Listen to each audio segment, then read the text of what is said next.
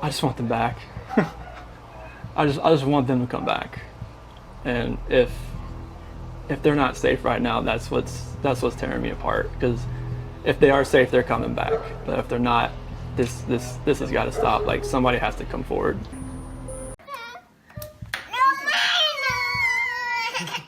Girls. Oh, CC Girls. Bella. Okay. You want chocolate? No chocolate? If you want chocolate, you just get this bowl. You want this one? Bigger one? We're gonna go.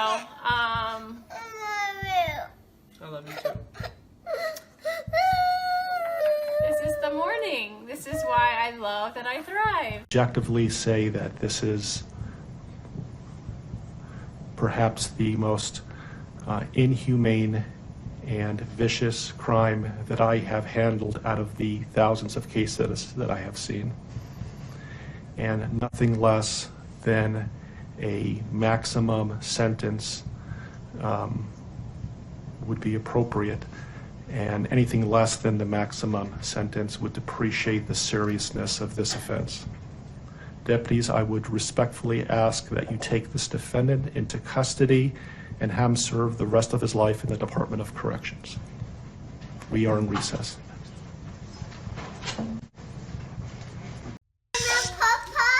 Tell them you love them. You're welcome. We love you. Say love Get your you. candy. Oh yeah, shoot, that's in here.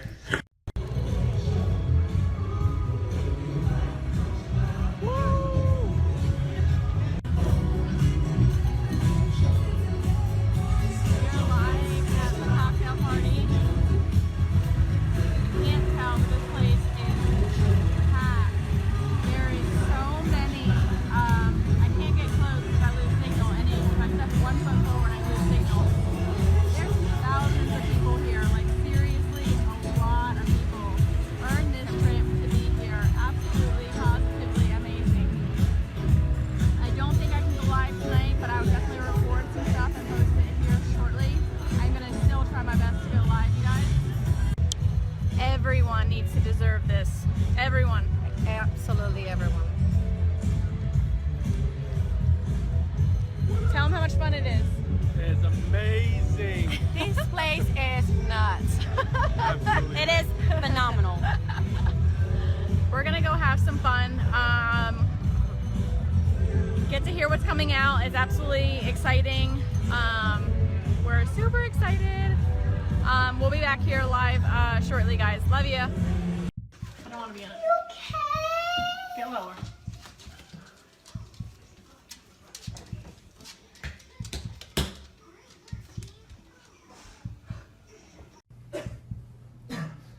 Your Honor, there are no words to adequately describe the unimaginable tragedy that brings us before this court today.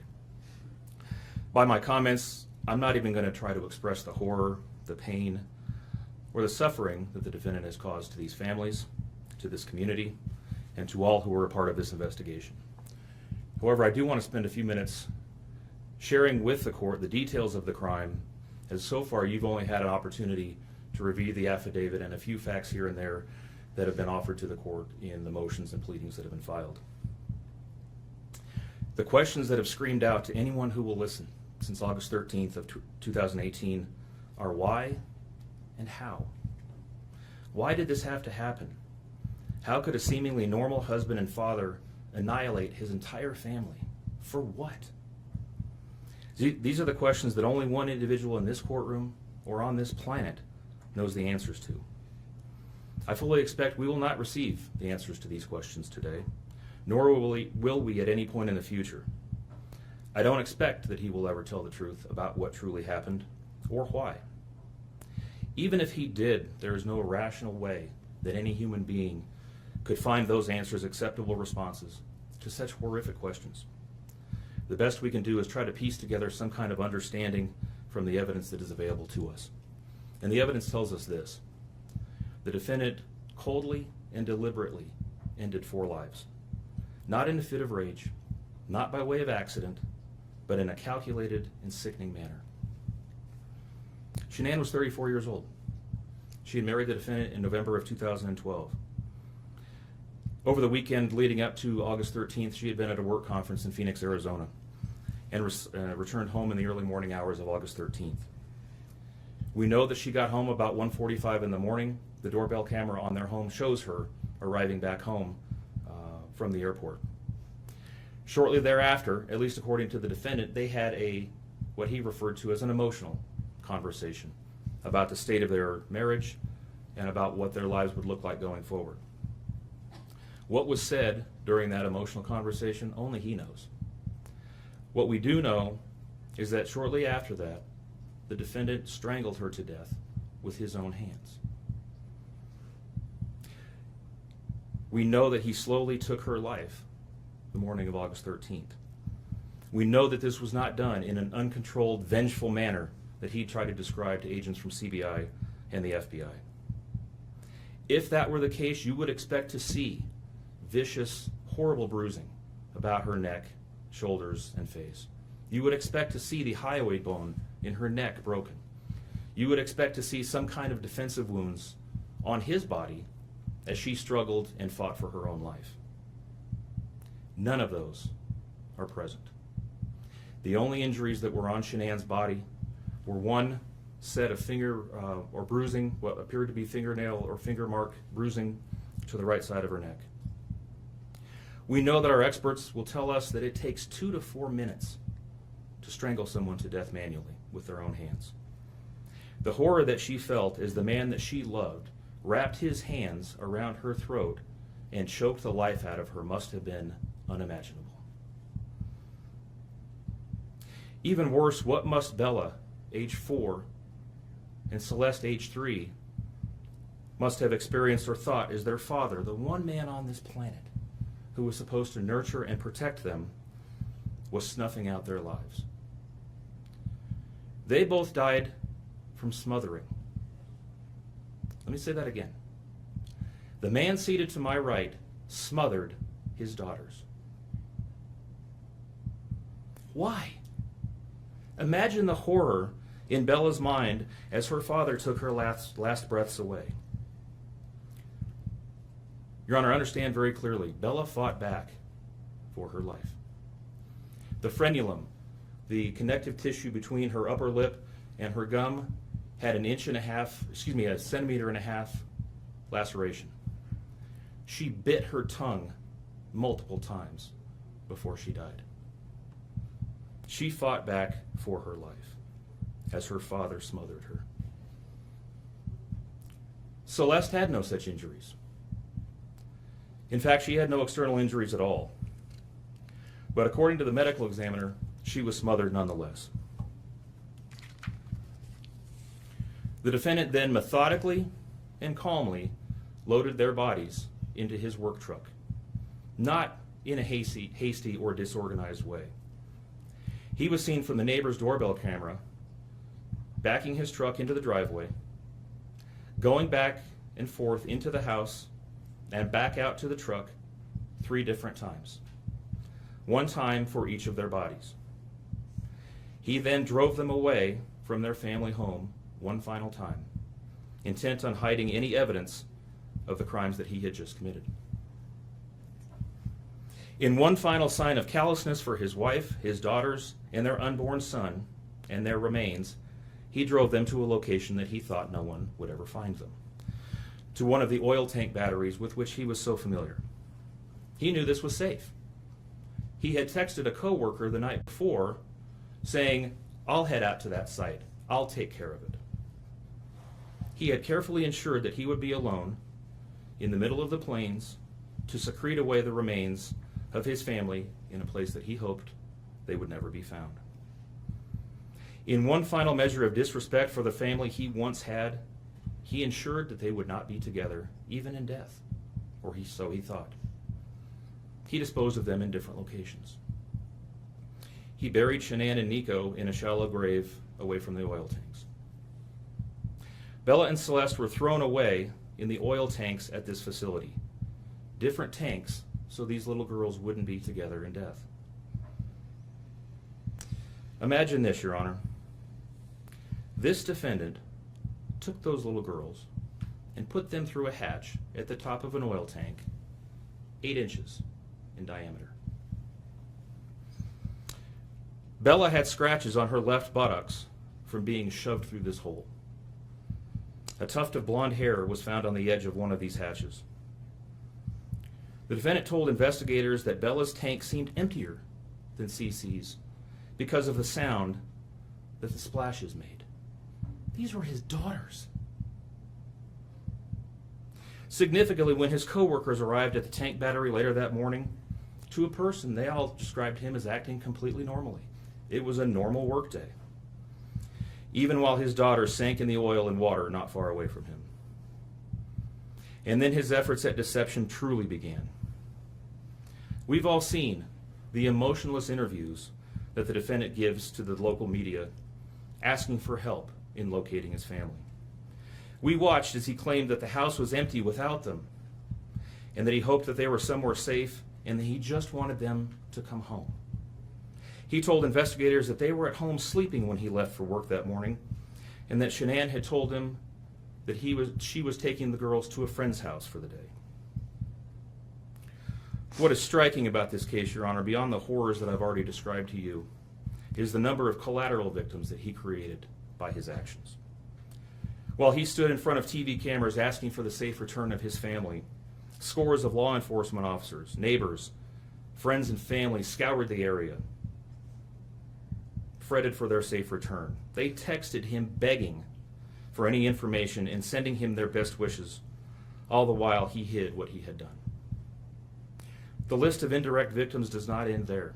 Think of the firefighters and the Colorado State Patrol hazmat experts who had to don protective suits and who were called upon to pull Bella and Celeste out of those oil tanks. Or the coroner employees who had to conduct these autopsies. Or the victim assistants who frantically attempted to ease the suffering of those affected. All of this, Your Honor, for what?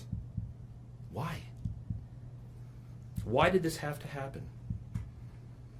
His motive was simple, Your Honor.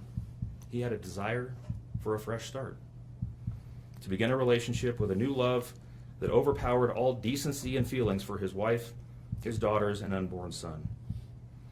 While Shanann texted the defendant over and over again in the days and weeks leading up to her death, attempting to save her marriage, the defendant secreted pictures of his girlfriend into his phone and searched and texted her at all hours of the night. While Shanann sent the defendant self-help and relationship counseling books, one of which, ironically enough, was thrown in the garbage. He was searching the internet for secluded vacation spots to take his new love in researching jewelry. And while Shanann took the girls to visit family in North Carolina, the defendant went to car museums and the sand dunes with his new girlfriend. The stark contrast between the subjects of their internet and text content is absolutely stunning. Even the morning after he killed them and disposed of their bodies, he made several phone calls. One was to the school where the girls were supposed to start, telling the school that the girls would not be coming to school anymore, that they were being unenrolled, presumably to give him some more time before law enforcement notification about them going missing. He contacted a realtor to start discussing the selling of his house, and he texted with his girlfriend about their future. None of this answers the questions of why, however. If he was this happy and wanted a new start, get a divorce. You don't annihilate your family and throw them away like garbage. Why did Nico, Celeste, Bella, and Shanann have to lose their lives in order for him to get what he wanted? Your Honor, justice demands the maximum sentence under the agreement reached by the parties. As you will recall, the agreement calls for life sentences as to Shanann, Bella, and Celeste, and all of those to run consecutively to one another. It also calls for the count of unlawful termination of a pregnancy as to Nico to run consecutively to counts 1, 2, and 3. I would suggest that the extreme aggravation present in the defendant's conduct and in the efforts that I have described mandate that the sentences for counts 7, 8, and 9, the tampering with a deceased human body, each be the maximum of 12 years, and that those sentences run consecutively to one another. It is very clear that each of these acts that these were not the subject of one act, but each oil tank that he walked up with his daughter's bodies and the hole that he dug for his wife and unborn son mandate a mandatory consecutive sentence. It's been alluded to this morning, but the defendant was certainly eligible for the death penalty in this case under the existing law in the state of Colorado. As you heard, Shanann's family strongly opposed my office seeking the death penalty and being bound to the criminal justice system for the next several decades. That's in large part, as you've heard, why we have reached the agreement that we have. 4 lives were lost at the hands of the defendant on August 13th for reasons that we will never fully understand, nor will we know. In the end, the Rusick family was much more merciful towards him than he was towards his wife, his daughters, and his unborn son. Prison for the remainder of his life is exactly where he belongs for murdering his entire family. Thank you. If this stillness holds you, a quiet gesture helps sustain these long-form investigations. Taking a moment to like the video or subscribe allows stories like this to be examined with the time and care they demand, bringing hidden truths into focus, one layer at a time. Hey everybody! So I'm home with the family, and they're excited to try the new Pro Bars, and they came in, I think, yesterday. So we have cookies and cream, and we have lemon meringue. Who wants Pro Bars? I do. All right, so do you guys want lemon meringue first, or do you want cookies and cream? Cookies. Cookies? I want that. You want the lemon meringue? All right, since I have this one open, let's try this one first, okay? Cookies and cream. And Daddy's gonna try it too. Yeah. Are you both? Yes, so everyone's gonna try Chris cookies and cream. All right, Bella gets cookies and cream, Cece gets cookies and cream.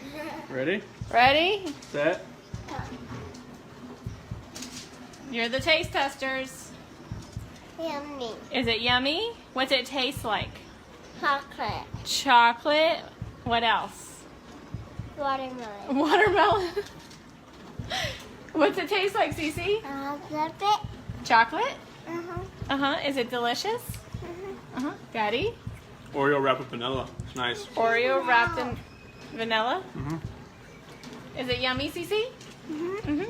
Is that good, Bella? I think they like cookies and cream. Okay, so let's try the lemon meringue. Hey, everybody. So, a little crazy over here. Cece loves the cookies and cream.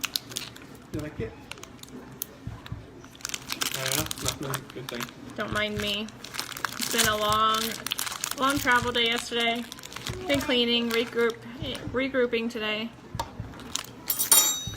Hey, Jen. Okay, so Chris, this is the lemon meringue. Nope, that's Daddy's. Here's yours. Wait, don't take. Wait. Here, Bella. Okay, this one's lemon meringue. It's like the pie, but better because I don't like the pie. Ready, set, go. Ready? Hey, Jessica. That's so good. How's that taste, Cece? Good. Good? Yeah? Do you like that one better? Me too. I like it. What's it taste like? You like lemon meringue pie? Straight out the box. Bella, what's it taste like? I don't like it. You don't like that one? Bella doesn't like that one. That's okay. Okay. You like the birthday cake, right? And the cookies and cream? Yep. Dieter, do you want some? Yeah, Dieter wants some.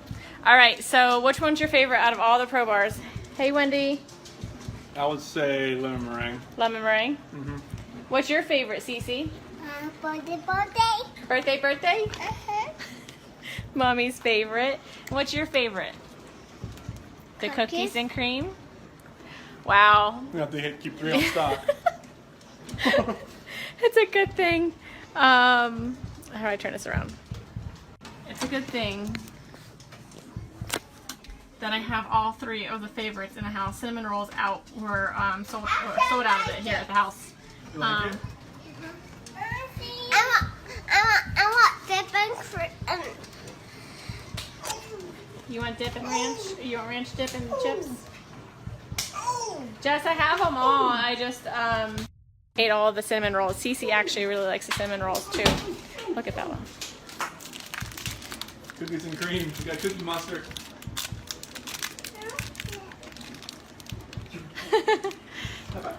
I'm guessing you like it, kiddo. You like it? You want the lemon meringue, Cece? No, she didn't like that one. Daddy will finish it. Yep. All right, you guys. So that's our family. Making sure I didn't miss anything. Hey, everybody. So we're a mixed family. Apparently, birthday cake is a winner for me and Cece. Bella loves the cookies and cream, and Chris is lemon meringue. Surprisingly, because he's a cookies and cream guy. Yeah. So super excited. I love it that it's a healthy snack, and Cece can eat it because she has a tree nut allergy. And none of our products are made in a facility that handles nuts at all. So Cece can have them. There's 0 nuts in them, and it's the only like go-to bar. Like we can't do processed bars. We can't do anything like that because Cece can't have any of it because it's all processed in a plant where there's tree nuts or nuts. So it's really nice that she can have it. It's a quick snack for mommy. It's always in my bag, and I can just give it to her. And I heard you, baby. I heard you. She wants ranch and dip. She's my child. Thanks, Kat. So it's really nice. It's convenient for me as a mom that I can just carry them in my purse and always have something for her. So super excited. The Pro Bars are amazing. They're a great snack, low carbs, low sugar, 2 grams of sugar in all of them, I think. But yeah, 2 grams of sugar and 20 grams of protein. So they're really good for you. So you guys have a great night. Love you. And we're going to be, Cece and I are fighting over the birthday cake. So, all right. Say bye. Bye. See ya. All right. Bye, guys. Cece, play patty cake on Daddy's head. Yeah, she's gripping it right now. Cece, play patty cake on Daddy's head. Go whack it, Daddy. Don't do that, Cece. Don't do it. Sounds kind of hollow. Whack it, Daddy. Don't spit. Don't spit on Daddy, please. Oh, that's a shower.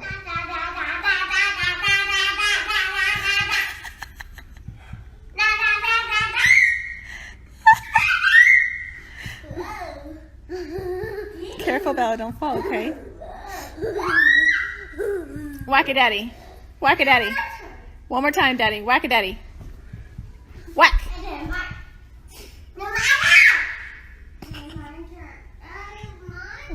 Just wait. Hi, guys. Say What's hi, going Bella. We gotta get you dressed, kid. I Look know, what Bella's right? eating. Bella's eating some of the ingredients. She got a nice little bowl of chocolate chips. Look at that. What is that, Bella? Can you show them? What is it? Is it chocolate? It's chocolate mini morsels, right? Yeah, good job. So she's been eating my peanut butter and the chocolate morsels so far today. So we're gonna let a few more people hop on, and then we're gonna get cooking here, and we'll explain to you what we're cooking up over here. So Yeah, welcome to the 12 days of Christmas, Lavelle Day, and even though I like to claim that I could probably cook, I can't at all. So I'm gonna let my wife do all the cooking. She's gonna make up some Thrive Bites for us. and I'm gonna go wash my hands real fast. Uh-oh. She's gonna leave me here alone. Oh, we got some people joining. Bella, look. Got people looking at us. Say hi. Wife's gonna be making up some Thrive Bites here in a second, so make sure you hop on and join us for the 12 days of Christmas. Bella's got some chocolate chips. I need a Lavelle apron. They All probably right, make guys. Hey, Michelle. Hey, Amanda. Bella's showing you what she's eating. She's eating the ingredients. She's been eating the ingredients since I've been getting them prepared. So we're gonna make Thrive Bites today. Chris didn't want to go on live doing it because he didn't want to mess anything up. Not that you can mess anything up with Thrive Bites. It's so simple.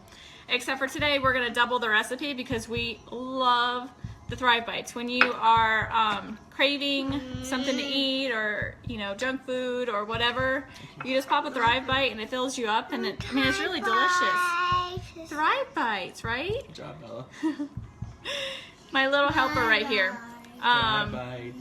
So today, I will post in the feed the Thrive Bites. Bella, shh. Will you turn it down for me, please? So I'm going to post in the thread here today on how to make Thrive Bites and the recipe. So basically it calls for 1 packet of your lifestyle mix. Now you can use any flavor.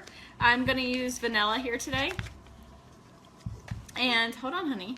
It calls for a cup of oats, a 1/2 cup of peanut butter. Hi, Bonnie. Hey, Corey. Look at Bella. A 1/2 cup of mini morsels. Now, I'm doubling the recipe, but still want to keep the calories down, so I'm only going to still do a 1/2 cup of mini morsels. It does also, you can add anything into it, like coconut, peanuts, walnuts, whatever you want. It's up to you. You also add a 1/3 cup of honey, a 1/2 cup of ground flaxseed, and a teaspoon of vanilla. I don't know if I mentioned peanut butter, but also 1/2 cup of peanut butter. Again, I'm doubling the recipe, so everything I'm doing here today is going to be double. Hey, Madison. Take care of my dad while he's there with you this week. All right, guys. Sorry. So first I'm going to add my oats. Exciting. These are so good. We can't keep them in the house. So then I added, the mini morsels. I add the ground flaxseed. So I always add all the ingredients. I'll just add the rest of Bella's. I add everything that's easy to mix. And so I'm gonna pour our premium lifestyle mix in a cup so you guys can see the consistency. It is micronized. It is fine. Very, very, very, very, very fine. Hey, Christine.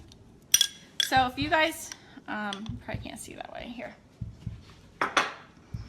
So if you can see how finely micronized it is. I mean, literally it's thinner than flour. I don't know if you guys can see that very well. So, hey, Mandy.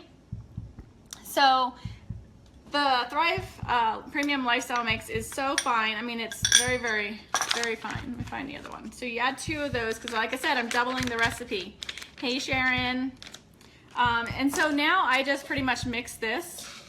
And then I'm going to add the honey, the peanut butter, and the vanilla. So look at this so far. Hey, Sarah. So look at our little Thrive Bites so far. They're no bake, super simple, super delicious. Like I said, I'm going to Punta Cana in February, and I need to continue to, where'd Bella put my spoons? Hold on, guys. I think she took my, hold on.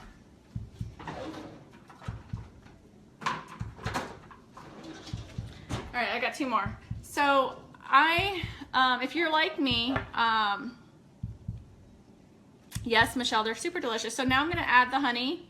So I'm going to Punta Cana in February, and as much as I want to get into the gym, and I'm working on trying to find the time between work, being a stay-at-home mom with the 2 girls, life and everything, it's really hard to get into. I just added the vanilla, sorry. It's really hard to get myself into the gym as much as I really want to. I've been doing some kind of mini workouts at the house, like squatting and things like that, but it's hard for me to get to the gym. And being a stay-at-home mom during the day and working overnight shifts, you tend to snack a lot because you're always around food, and whatever happens, the kids are eating snacks, you jump on snacks. So this is my way of making my own snack. that instead of me grabbing a fruit roll-up or a bag of chips or any of that stuff, I just grab one of these, and I've made my own for the kids too. So they have their own little protein bites Bella loves. So now that all my ingredients are in here, I'm just going to mix it up really good. And as you guys know, messing with peanut butter, it's fun. So, sorry, I don't like a mess when I'm cooking. Not that I'm cooking. I know, Bonnie. So Bella does squats with me at the house because, you know, we all gotta work up the backside, right? So I am doing squats at the house, and it's super funny because she tries to do them with me. And so here comes Cece, the sumo wrestler, doing squats in my living room because she literally looks like a sumo wrestler when she's doing them. Yeah, Mandy, so that is my favorite side effect. And you know, the thing is, it's not a weight loss company. And as you know, I use you as an example because you are super skinny when you started Thriving. And so like, it's not a weight loss company, but you know what, with anything you can do, you can manage your weight, you know, with just the small things that you do with cutting out junk food. Like that's what has happened with me when I started the Thrive experience, is I no longer crave a lot of the junk foods as I used to crave. And being lazy from, sorry, I'm getting another spoon. Some of the, you know, filling in your nutritional gaps and craving more water, which is all I used to drink before, but I really crave a lot more water now. And on top of that, like I'm literally eating better. So that's really huge. You know, you got to take care of your body. You got to eat better. I'm changing the spoon because of the peanut butter. Hi, Carrie. So we're making mini Thrive, or not mini, but Thrive Bites here. So my hands are washed. Sometimes, you know, when you're in the kitchen, you just stick your hands in there. With the heat of your hands, it helps to melt the peanut butter a little bit, and so it kind of makes it easier to manage, so to speak. And then we're just going to literally roll these into balls, whatever size you like. I like to do them in like little minier sizes. So, and I'll kind of demonstrate here. Let me get this.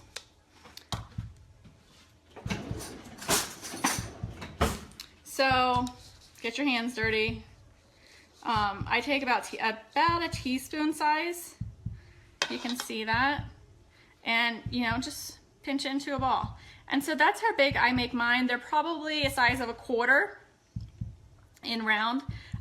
Carrie, they're super delicious and very healthy for you too, except for the fact that they have little mini morsels in them, but I cut the recipe in half when it comes to the mini morsels. And then you can be creative. You can use the strawberry shake with it. You can use the apple pie and create it into like an apple pie little treat. I love the peanut butter because everyone in this house loves peanut butter and I can never keep it on hand. So it's been really good. Like I said, the girls love them. I don't use the Thrive Lifestyle mix for the girls, but I make them their own little mini bites, so they feel like they're getting a treat with us too. Yes, Mandy. So these are so, like, honestly, they're really good too. But yeah, and you can do whatever you want with them. You can add anything.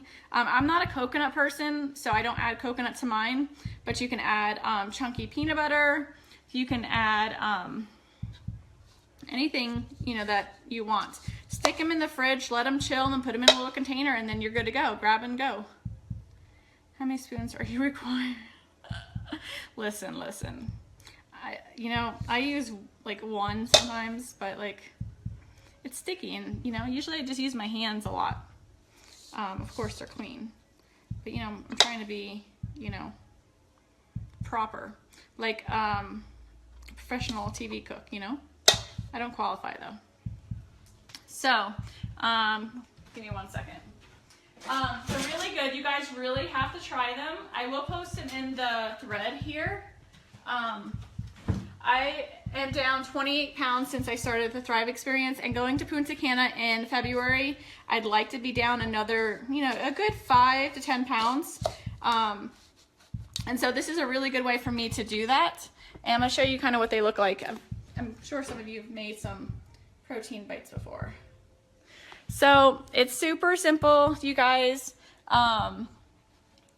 have fun with it. Bella was helping me out, but Chris took her away so she wouldn't talk on the video. Incorporate your kids, like make something for them. Like, and this is super fun. Bella likes to roll these with me, and she does a really good job with it. And it's interaction with your children too at the same time. So that's pretty much it. I'm gonna finish making these, and then I'll come back on later and show you what they look like when they're all done, even though they look the same, just a little firmer. So you guys have a great day, and I'll post the ingredients so Michelle, you can go ahead and continue shopping when you're at Walmart today. All right, guys, have a great day. These are great when you have an afternoon slump of work. Yes, so good. And you know, honestly, like I eat them throughout the day, and they're really good snacks for when I work overnights, because when I work overnights, I tend to snack on a bunch of junk food, like things that aren't good for you. And so these have been a really good supplement instead of doing that. So instead of a bag of chips, I'm eating some Thrive Bites. All right, guys, have a great day. I don't want them to really go in the ocean. I mean, Ready, set? Go. Ready, set? Go. The pool opens in 2 weeks too. what's the degrees today? 85 last I checked. 120. Wow. No, Cece. Yeah. CC, get girl. Oh gosh. Oh my gosh, are you kidding? She can climb that fence.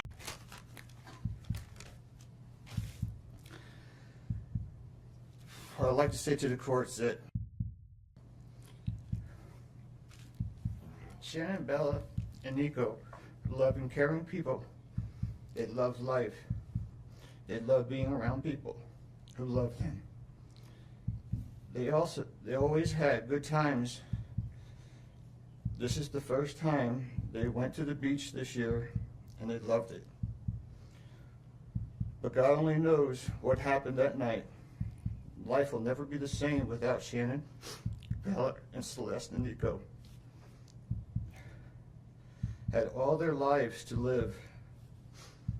They were taken by a heartless one. This is the heartless one, the evil monster, who dare you take the lives of my daughters Shannon, Bella, Celeste, and Nico. I trusted you to take care of them, not kill them. And they also trusted you. The heartless monster, and then you take them out like trash. You disgust me. They were loving and caring people. You may have taken their bodies from me, but you will never take the love they had for me. They loved us more than you will ever know, because you don't know what love is. Because if you did, you would not have killed them. You monster, thought you would get away with this. I don't know how. The cameras do not lie. You carry them out like trash of the house. Yes, I seen the videotape. You buried my daughter Shannon and Nico in a shallow grave, and then you put Bella and Celeste in huge containers of crude oil. You heartless monster. You have to live with this vision every day of your life, and I hope you see that every time you close your eyes at night. Oh, I forgot. You have no heart or feelings or love. Let me tell you something. I will think of them every day of my life, and I love them every day of my life. Prison is too good for you. This is hard to say, but may God have mercy on your soul. I hope you enjoy your new life. It's nothing like the one you had out here. May the courts have no mercy on you. It's hard every day. It hurts in so many ways. I have heard people say that you're not a monster. No, you are not. You're an evil monster. Thank you. Love you, Shannon, Bella, and Nico. Love you, Pop and Dad. And one other thing. And Shannon says she is super excited for justice today. Thank you, Your Honor. Thank you, sir. Hey guys, good morning, or I know for Colorado people it's good morning, good afternoon for everybody else. I wanted to come here live because today is the big day for the huge. Our cocktail party is tonight, where product X is going to be released. We're super excited. We're heading to the pool right now, and then we have a massage today paid for by Lavelle today at 3:30. So Chris and I are super excited. So we're gonna get a massage after we lay by the pool for a little bit and maybe go to the beach again. And then we're going to go to the cocktail party. And we will be live there tonight. I'm Cindy Watts. Ron Watson. Thank you. And I have authorized you to make a statement to the court as paternal grandparents of the children. And if you choose not to make a statement, but your designee, Ms. Powers, chooses to, she can do so as well. How would you like to proceed today? I want you to start, but I would like to read Who's going to be speaking today? Your Honor, initially, they've asked me, and they're hoping that they have the strength to speak, but if they do not, they've written out their statements and asked me to finish for them. So That would be fine. Who would like to go first? if I could start, Your Honor. On behalf of the Watts, Your Honor, and to the community, we thank you for the opportunity and the recognition under the Victim Bill of Rights. We come today as the grandparents and the parent of the daughter and children whose life was taken in this case. We are not here to ask for leniency. We are not in any way condoning or tolerating the crime that has occurred and the pain that has been caused. We join in our daughter-in-law and grandchildren's family in saying this should never have happened. This is not condonable. This is something that we will never get over. We appreciate the consideration that everyone has paid, most especially the families that have lost everyone. We appreciate that they begged for Christopher's life. We agree and echo what they have said, that it is not his place to take anyone's life, nor would it be our place as a community to take his life. So we thank you for the opportunity and for every consideration and effort that's been put out.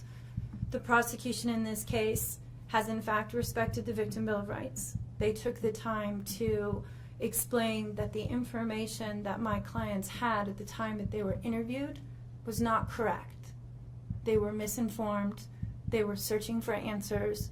They were not intending to cause any pain to anyone, and they appreciate that the prosecution answered their questions and gave them the time and the respect and the consideration so that they could tell this court and everyone in this community that the interview content was not their message, that they accept that their son has done this, that they accept that he chose to plead guilty, that he sought and requested their consent and agreement for a life sentence. They appreciate that he is given the opportunity to serve that life sentence. It is his responsibility, it is his sentence, and it is not enough to make up for what has done. We understand and we join the family in that we have questions. We don't know how such a thing could possibly happen, or that a man that was responsible for raising his children and protecting his wife would take the steps that he did, and that he would disregard their bodies and the love that he had for them and they had for him and everyone else, and take the gestures and put this community through the investigation and the discovery and the responsibility of bringing justice. We do not understand that. We do not think it was appropriate. We cannot begin to think that an explanation will ever justify it. My clients indicate that they understand that a full opportunity for a confession with all of the responsibility and accountability has not occurred. And they support the family and the request that that happen, if not today, at an appropriate time, in an appropriate manner, so that everyone can have peace, to understand to the best of their ability the details that they need and to have their questions answered. And by giving this opportunity of a life sentence, we hope that he embraces that moment. That had the death penalty been pursued, there would not have been an opportunity to be accountable and to give a full confession. And had the death penalty been sought, counsel would have fought for his life, the prosecutors would have been engaged in a multiple-year battle, the families would have been torn apart, this community would have had to subsidize it and endure it, and we have so much respect and gratefulness that that did not happen. We would strongly encourage Christopher Watts to give that full confession in the tone and in the timing that he thinks is appropriate with the guidance of his counsel. We feel that it would be appropriate and helpful to ease the pain and the suffering. But we also say we don't think that there's anything that he can say that will ever account for his behavior. There's nothing that can be done to cure the harm he has caused. And he has the responsibility to serve his sentence with dignity and with regard for everyone, and to spend every breath that he has left in an atonement for what he has done. Do you want to read it? So if I could just have you state your name for the record. Cindy Watts. Thank you. My name is Cindy Watts. I am the grandmother of two beautiful granddaughters, Bella Marie, Celeste Catherine Watts. I am also the mother of Christopher Watts, who I will be directing most of my statement to. First, I'd like to begin by recognizing the absolute horror of this crime and acknowledging the devastating loss that both the Rusek family as well as our family have faced. Our families have been irreparably broken by the needless deaths of Shanann, Bella, Cece, and Nico. This is something we will never get over. We will always mourn the loss of our family, and in that we are united in our grief. I am still struggling to understand how and why this tragedy occurred. I may never be able to understand and accept it, but I pray for peace and healing for all of us. Now to my son Christopher. I have known you since the day you were born into this world. I have watched you grow from a quiet and sweet, curious child who Bella reminded me so much of, to a young man who worked hard in sports and later mechanics to achieve your goals. You are a good friend, brother, father, and son. We have loved you from the beginning, and we still love you now. This might be hard for some to understand, how I can sit here under these circumstances and tell you, although we are heartbroken, although we can't imagine what could have led us to this day, but we love you. Maybe you can't believe it either. As the Lord said in Jeremiah 3:31, I have loved you with an everlasting love. Therefore, I have continued my faithfulness to you. And you, as your mother, Chris, I have always loved you, and I still do. I hate what has happened. Your father and sister and I are struggling to understand why. But we will remain faithful as your family, just as God remains faithful because of his unconditional love for us all.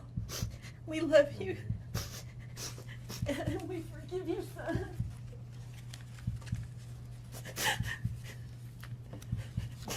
Thank you. Judge, if I could read Mr. Watts' statement. Yes. My name is Ronnie Watts, and I am the grandfather of Bella, Celeste, Nico Watts, and I am the father of Shannon.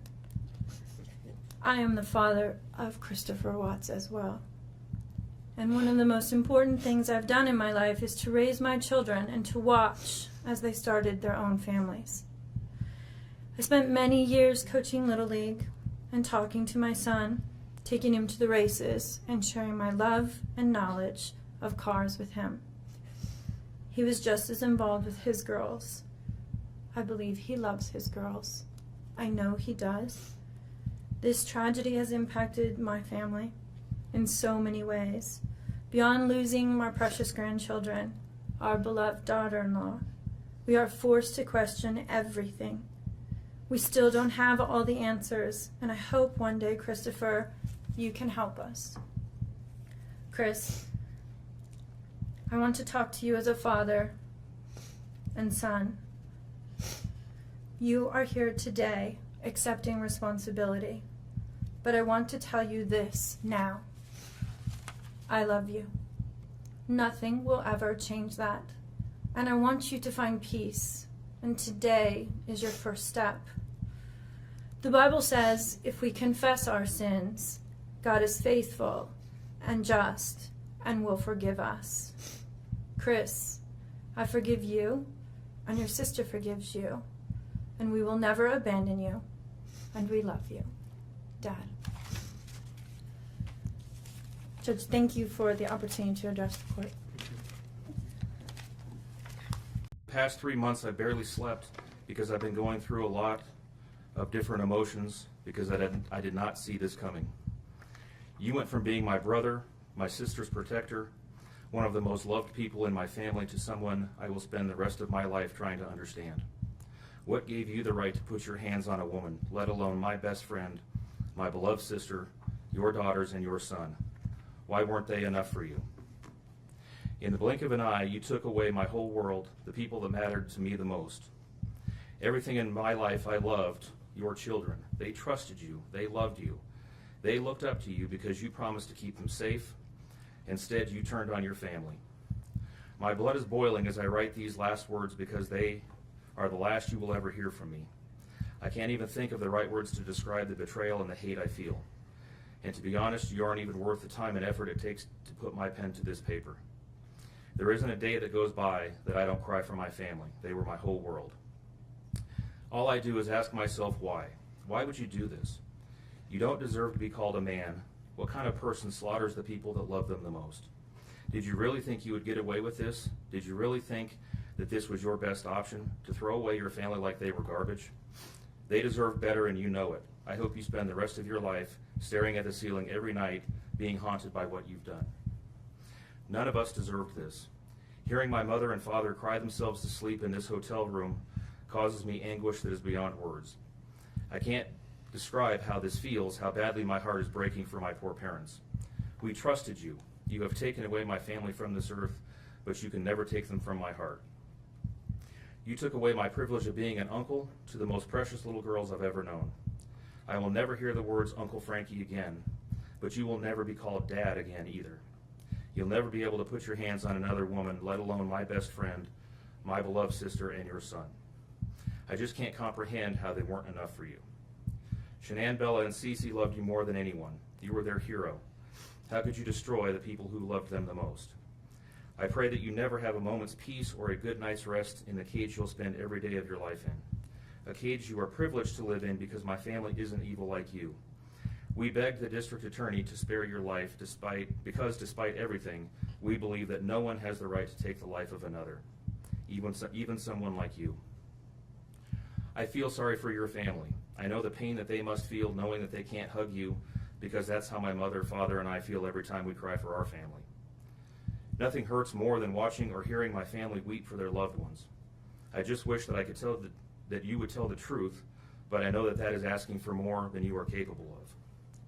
I stayed up all night writing this statement. I don't sleep because of you. My life will never be the same because of you, but at least my conscience is clear. I get to live free, but I can't say the same for you. I haven't slept in 2 days because I've been anxiously waiting for this moment, the moment I get to tell you how I feel, how this has affected my family and I. My family and I can finally grieve after today. If anything, we will come out of this stronger today than we were before, and we will continue to pray for your family. Sincerely, Frankie Rusick. Thank you, Mr. Rusick.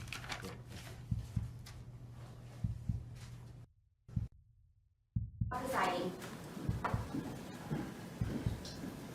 Good morning and welcome to be seated.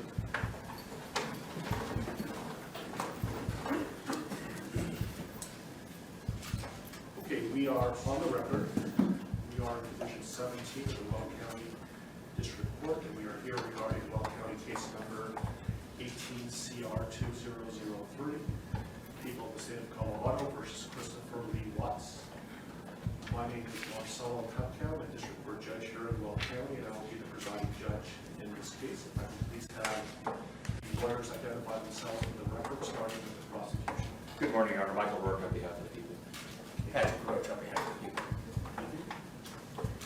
Your Honor, John Walsh on behalf of the defense. Jim Burson on behalf of Mr. Watts. Thank you. Thank you.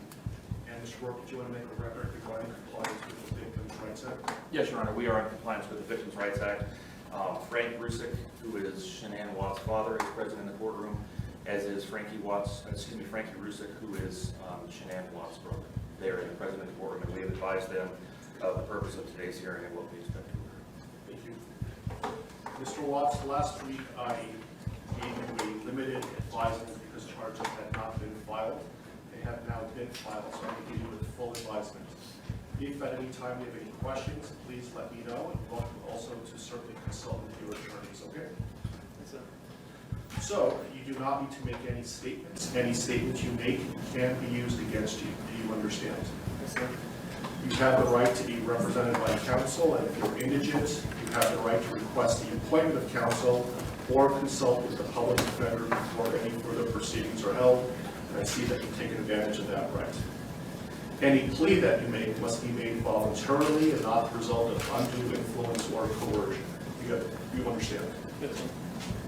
At this point, I have denied your right to bail, given the charges. You can certainly have a conversation shortly about that issue. You have the right to understand the nature of the charges. We'll go over them in a moment. You have the right to a jury trial.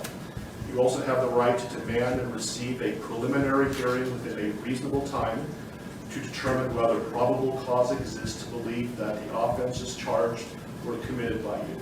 Do you understand? Yes, sir. I assume that the defense has received a copy of the complaint and information. Mr. Watts, let me explain to you what you have been formally charged with and what the possible penalties are.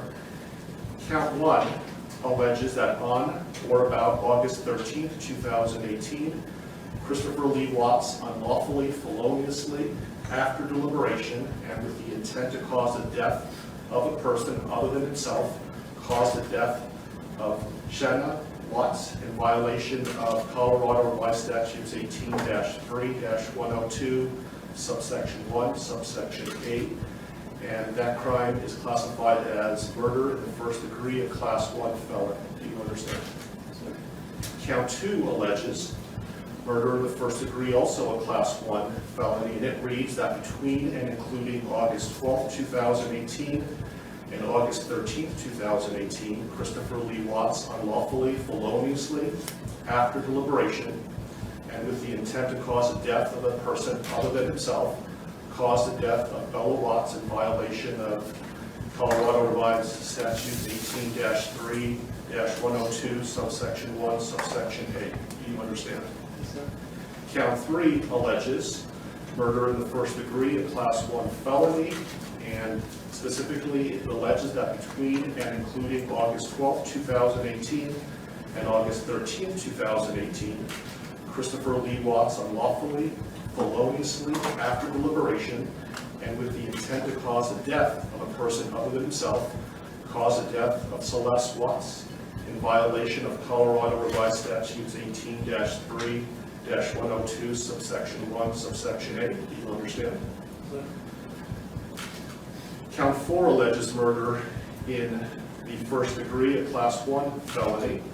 It alleges that between and including August 12, 2018 and August 13, 2018, Christopher Lee Watts unlawfully, feloniously, and knowingly caused the death of Bella Watts, a child who had not yet attained 12 years of age, and the defendant was in the position of trust with respect to the victim in violation of Colorado Revised Statutes 18-3-102, subsection 1, subsection F. Do you understand? Yes, sir. Count 5 alleges murder in the first degree, a class 1 felony.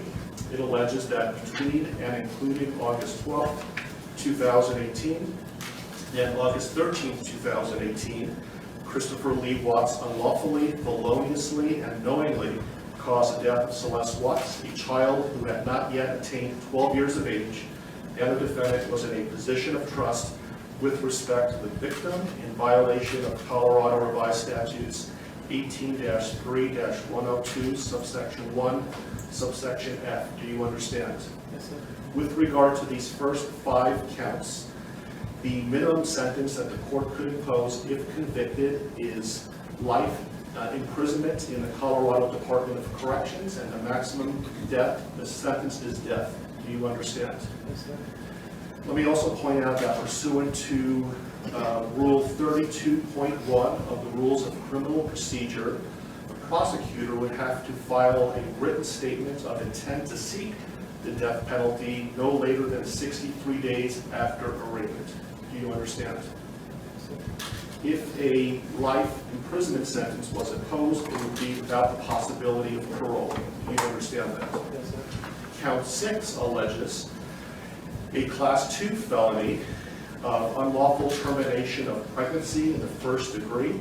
Specifically, it alleges that on or about August 13, 2018, Christopher Lee Watts, with the intent to terminate unlawfully the pregnancy of a woman, namely Shanann Watts, feloniously and unlawfully terminated the pregnancy of the woman. Further, the woman died as a result of the unlawful termination of the pregnancy in violation of Colorado Revised Statutes 18-3.5-103. Do you understand? Yes, sir. The possible penalties, if convicted for this crime, is a mandatory minimum 16 years in prison up to 48 years in prison, followed by an additional mandatory parole period of 5 years. Do you understand? Yes, sir.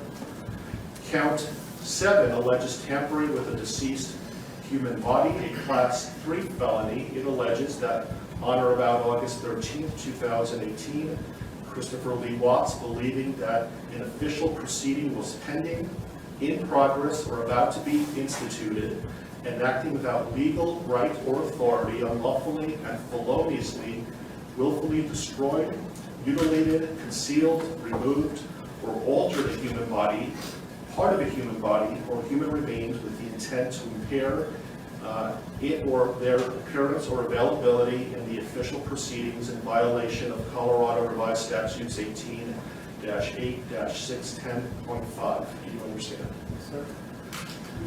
Count 8 alleges also tampering with a deceased human body, a Class 3 felony. It alleges that on or about August 13, 2018, Christopher Lee Watts, believing that an official proceeding was pending, in progress, or about to be instituted, and acting without legal right or authority, unlawfully and feloniously, willfully destroyed, mutilated, concealed, removed, or altered a human body, part of a human body, or human remains with the intent to impair its or their appearance or availability in the official proceeding in violation of Colorado Revised Statutes 18-8-610.5. Do you understand?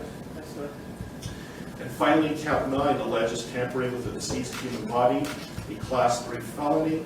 It alleges that on or about August 13, 2018, Christopher Lee Watts, believing that an official proceeding was pending, in progress, or about to be instituted, and acting without legal right or authority, unlawfully and feloniously, willfully destroyed, mutilated, concealed, removed, or altered a human body, part of a human body, or human remains with the intent to impair its or their appearance or availability in the official proceeding in violation of Colorado Revised Statutes 18-8-610.5. With regard to counts 7, 8, and 9, those Class 3 felonies carry a presumptive range of 4 to 12 years in the Colorado Department of Corrections. If there were sufficient mitigating circumstances, the minimum could be as low as 2 years. If there were sufficient aggravating circumstances, as many as 24 years. And any prison sentence would be followed by an additional mandatory parole period of 3 years. Do you understand? Yes, sir. Do you have any questions about what I've said so far? Yes, sir.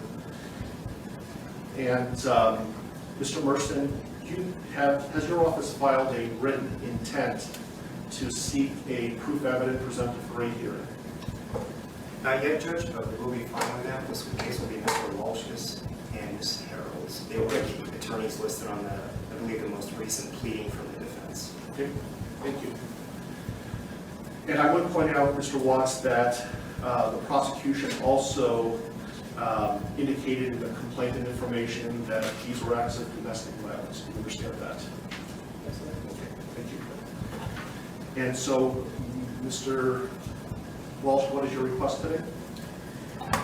Your Honor, considering that we haven't received any discovery of the case, we're not in a good position at this point to advise the court about what kind of time we'll need. My suggestion to the court is that the court allow Mr. Watts to reserve the preliminary hearing in the case, reserve the proof evident hearing, and set the matter for a status conference about 60 days out.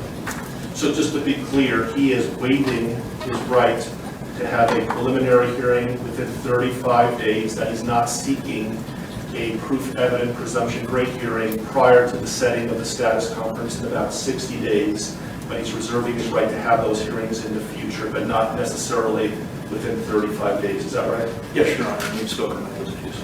And do you understand what we're talking about, Mr. Watts? Yes. Do you have any questions about that? Okay. And Mr. Rourke, do you have any objection to that request? No, Your Honor, that seems like the prudent way to proceed at this point. Okay. Let me give you a date that, how does, so 60 days is about October 20th or so. I have October 11th. Does that date work for the parties? I can go a little bit further if you like as well. I think a little bit further would make sense, Your Honor. Thank you.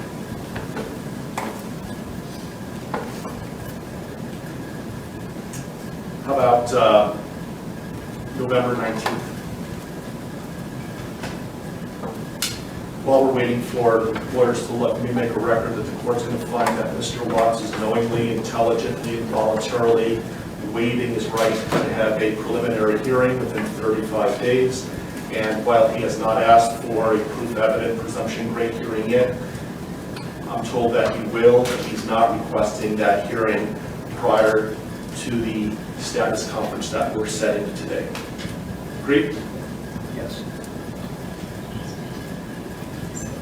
That date works fine with the defense, Your Honor. Thank you. Your Honor, I spoke to the Rusiks, and that is fine with the people as well as the witness.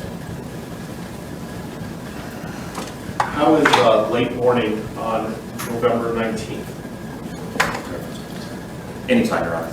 Late morning is fine. Very good. How about 10:30? That'll work for the people. And that will be in Division 16. I apologize for the bouncing around of division, but my courtroom obviously is not big enough, and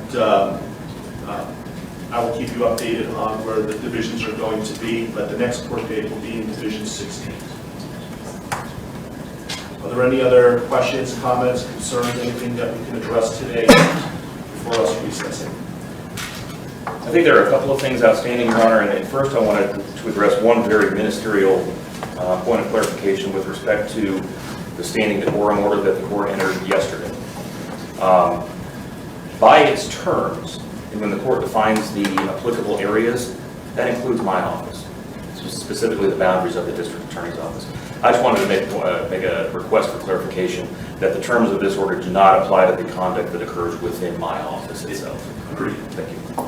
Otherwise, I have provided a copy of this to the employees of my office, and we will be providing it to law enforcement after this hearing is on. Thank you.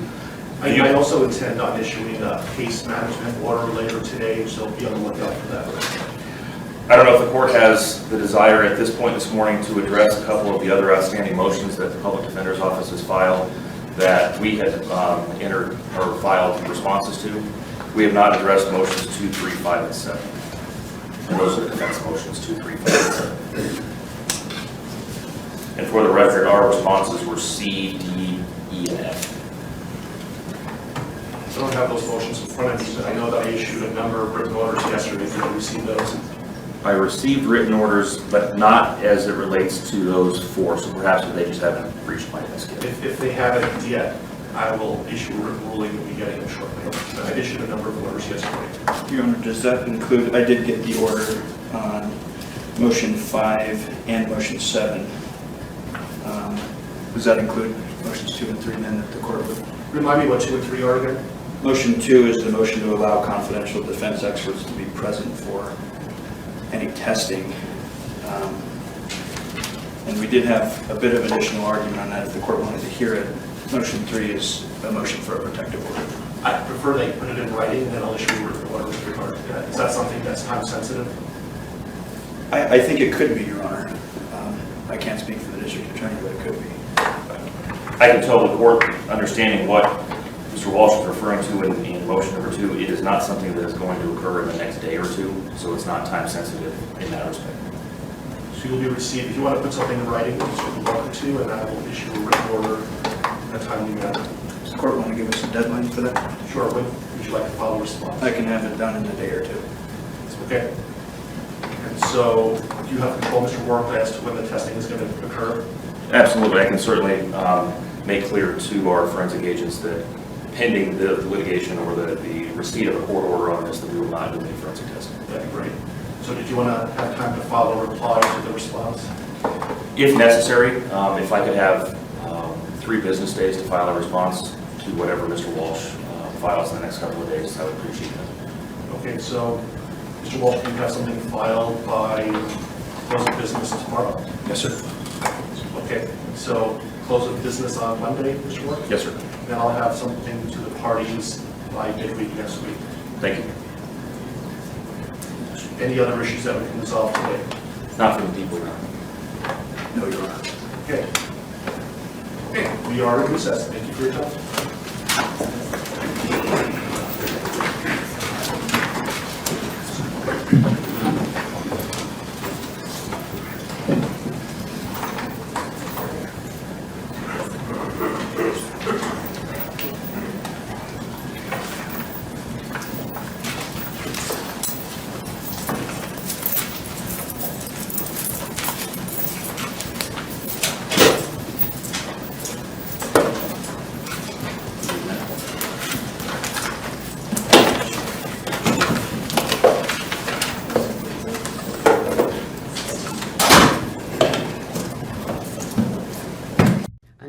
Put the evil people where they need to be.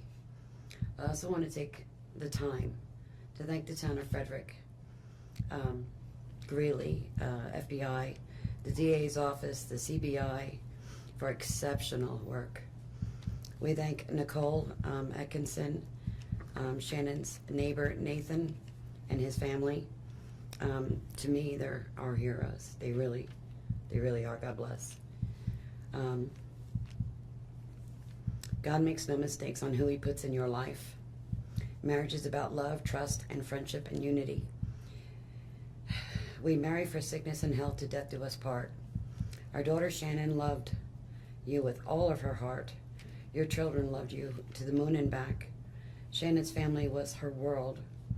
Shannon put a crown on your head. But unfortunately, the day that you took their life, God removed that crown. We loved you like a son. We trusted you. Your faithful wife trusted you. Your children adored you, and they also trusted you. Your daughter Bella Marie sang a song proudly. And I don't know if you got to see it, but it was, "Daddy, you're my hero." I have no idea who gave you the right to take their lives.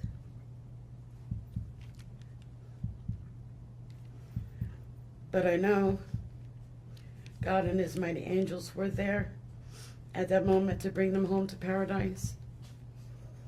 God gives us free will. So not only did you take the family of 4, your family of 4, you took your own life. I want the world to know that our daughter and her children were so loved by us. There will always be protected by God and his mighty angels. I didn't want death for you because that's not my right. Your life is between you and God now, and I pray that he has mercy for you. From Shannon's mother, Bella Marie, Celeste Catherine, and Nico Lee's Nana. Thank you, Your Honor.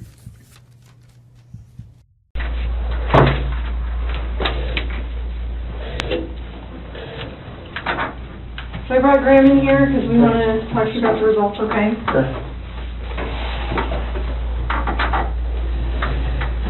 So, it is completely clear that you were not honest during the testing, and I think you already know that. You did not pass the polygraph test. Okay. Okay.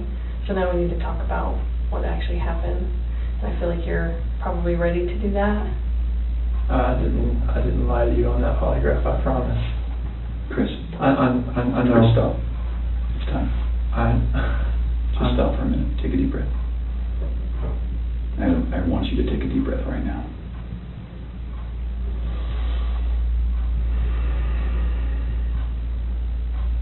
There's a reason you feel sick to your stomach.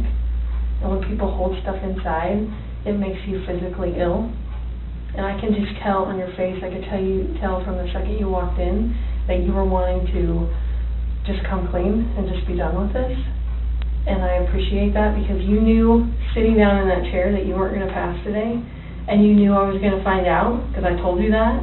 And then you continued to stay knowing that you could, at the end, say, you know what, I just need to get this off my chest.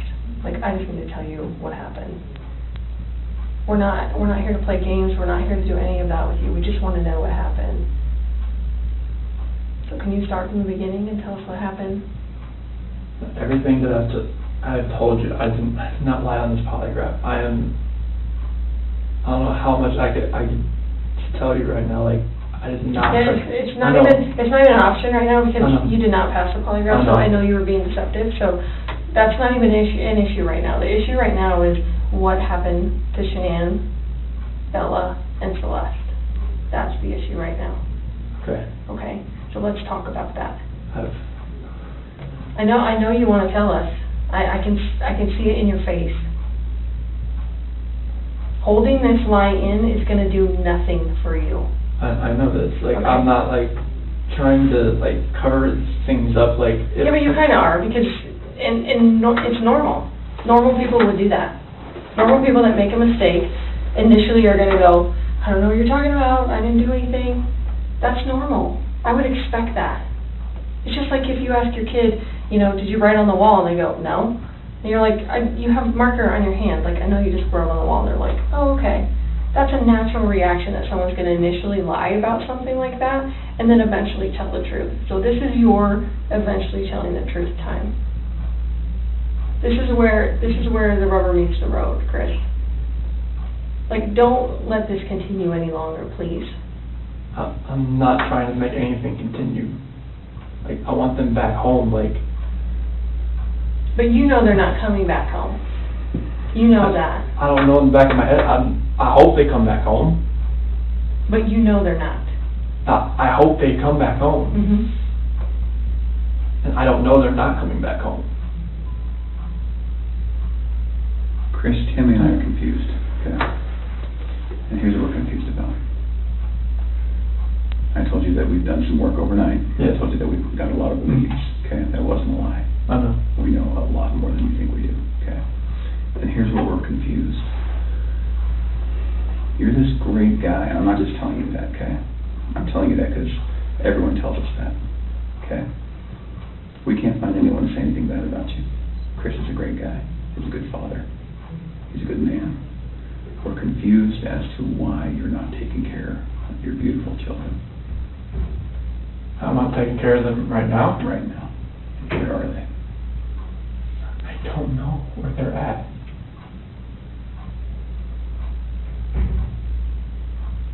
Honestly, I do not know where they are at. If I could have my babies back home right now, I would. I want them back. I want everybody back. That is the God's honest truth.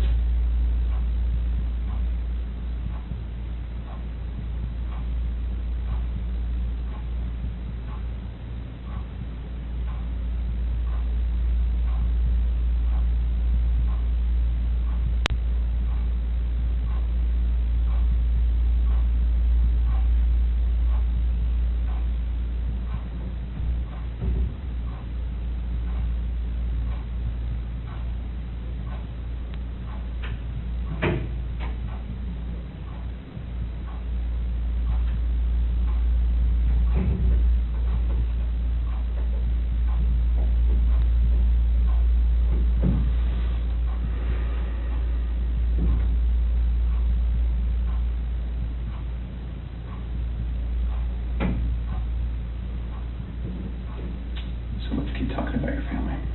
Okay? We just can't figure out why there's two Chris's. Okay? We talked about that last night. Yes. We just can't figure it out. There's a Chris, okay? If somebody asked me my kid's child routine, I would say, I don't know, go after them all. That's the truth, right? And so it is very surprising to me, and it warms my heart that you're the type of dad who can pack a bag in the morning, and you know just what to put in there, and you know just what to put in there as a backup in case they have an accident, okay? You know what the clothes to put in there, you know what they have for breakfast, you know what they have for a snack, and a dinner, and a nighttime snack. You can tell me the book you read to your daughters, okay? I know you love them. And you're not faking that, are you? That's real, okay? There's a lot of guys who come in here and try to tell me that, and I know they're lying, okay? Because they can't answer those questions that you can answer, okay? But you are here today lying about something else. So we need to talk about that, okay? I cheated on her. I know. And this is very good. Keep I'm not proud of it. Like, I didn't think anything like that could happen. I didn't think I would ever do it, but I did. I know. Keep going. And she accused me of it. I denied it. I cheated on her, and I feel horrible for it. Like, she was pregnant, and it was, I don't want to, I didn't hurt her. I cheated on her. I hurt her emotionally. I cheated on her. And I feel absolutely horrible about this, but that's what I've been holding. When I didn't go to the Rockies game, I was with her. Okay. I went to dinner with her. Okay. Keep going. That 5 weeks I was alone, I was with her most of the time. Okay. You're doing a good job. This is the Chris that I knew would come out today. This is the Chris who tells the truth because you're a truth teller. When I tell you I fell out of love, it's because I fell in love with her. Absolutely. Okay. I mean, that's God's honest truth. Okay. Who is her? So I don't want to get her involved in this. I don't want to ruin her life. Like, if something like this, I don't want her involved in this. Okay. So can we talk about that a little bit? Yes. I knew that you would say you didn't want to get her involved. Because you'd like to take care of people. She's a wonderful person. Like, I mean, she knew I was married, yes. And I told her we were going through issues, yes. Yes. And I told her that, we were going to get, at the end, like, we were going to get separated. Like, once I figured out what that was, I didn't know what that was going to be. I know. I had no idea. I saw her, took my breath away, and I'd never thought in a million years that could happen. I know. I know you think I'm a figure, it was, I never felt that way about anybody in my lifetime. Mm-hmm. Chris, that's not your fault. No, I'm just. Well, can we do this? I know you want to take care of her because it's because you're the type of guy who takes care of women. It is. You took care of your wife, you took care of your daughters, you were very good at taking care, and you want to take care of her. So can we make a deal? I don't think this girl did anything to hurt anybody, but I can't walk out of here wondering. So can we leave her out of it? Okay. Get back to your wife and your daughters. Okay. Where are they? That I do not know. That was what I was holding back. Like, I didn't know, what I did. I know. Chris, in the interview today, you weren't asked about infidelity. You were asked about... I was holding back from last night. That's not why you failed today. That's not how that works. You would have reactions to every single question, not just the ones that we talked about being important. Like the ones you wanted me to lie about, is that what you're talking about? No, the ones about her disappearance and knowing where she's at, and about seeing her last. I was not lying about those things. Can I tell you what I think? Yes. Okay. So, going into that interview today with Tammy, where we strapped you in, we knew all about Nikki. Okay? All about her. And you're doing a very good job right now, because you didn't have to tell us about her, but you did. I couldn't hold that in anymore. I know. We could see it on your chest and in your eyes. Okay? Here's the challenge that we have. We knew about Nikki, and so we didn't need to ask you about her in the polygraph. We just didn't need to, because we knew. Okay? And so that's why we didn't ask you, because we already knew the answer. Okay? We're very, very worried about your daughters and your wife. I am too. Okay? So can I tell you, maybe based on the people that I've talked to, and Tammy's talked to, based on all the investigations we've done, based on your cell phone, both your cell phones, your wife's cell phone, Nikki's cell phone, okay? Based on talking with family members and friends, and based on talking with everyone, here's what we know, okay? And I'm not going to lie to you right now. Here's what we know, okay? Chris is a good man. Everyone said it, okay? I'm not just telling you that because I, want to blow smoke here. You're a good man, okay? Nobody can fake answers about packing a backpack. Nobody. You either pack a backpack for your kids or you don't, okay? This should have been the happiest time of your marriage. Okay? You and Shanann. This should have been the happiest time. She's making a little money. She's making good money. You're making great money. You both have a job. You have beautiful kids. You have a beautiful house. You're in Colorado. Clean air, good people.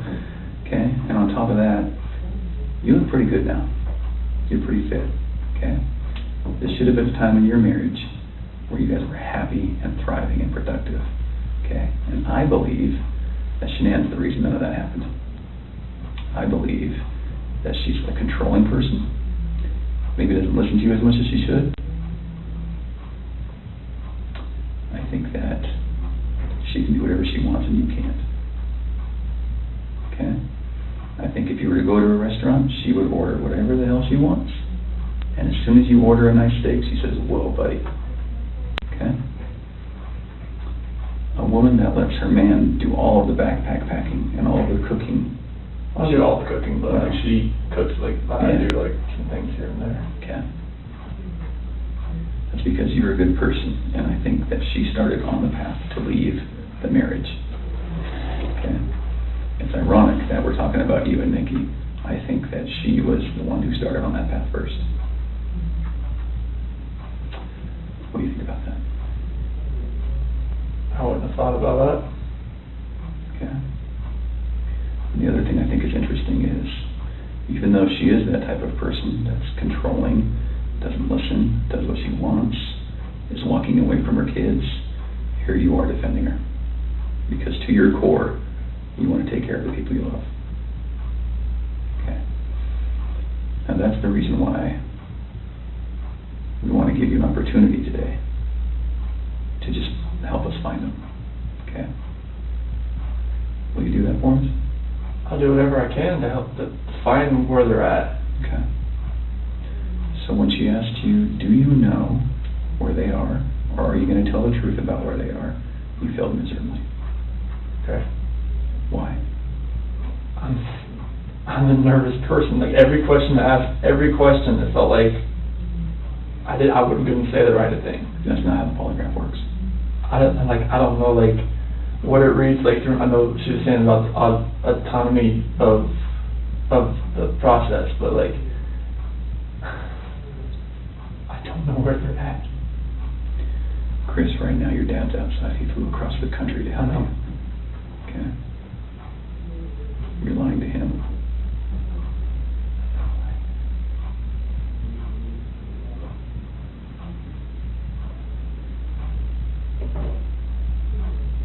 You're lied to everyone you talk to. And they all bought it. Will you please help us find your babies? I want to find them. I've told you over and over, I want to find everyone. Can we go back to that night? Yeah.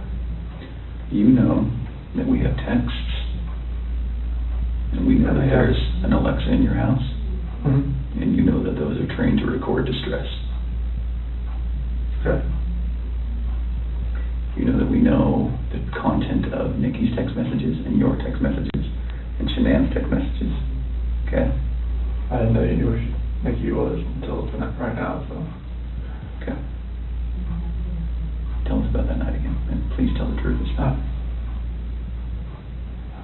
I told you the truth. I promise I've told you the truth. Like, we woke up at 4 o'clock.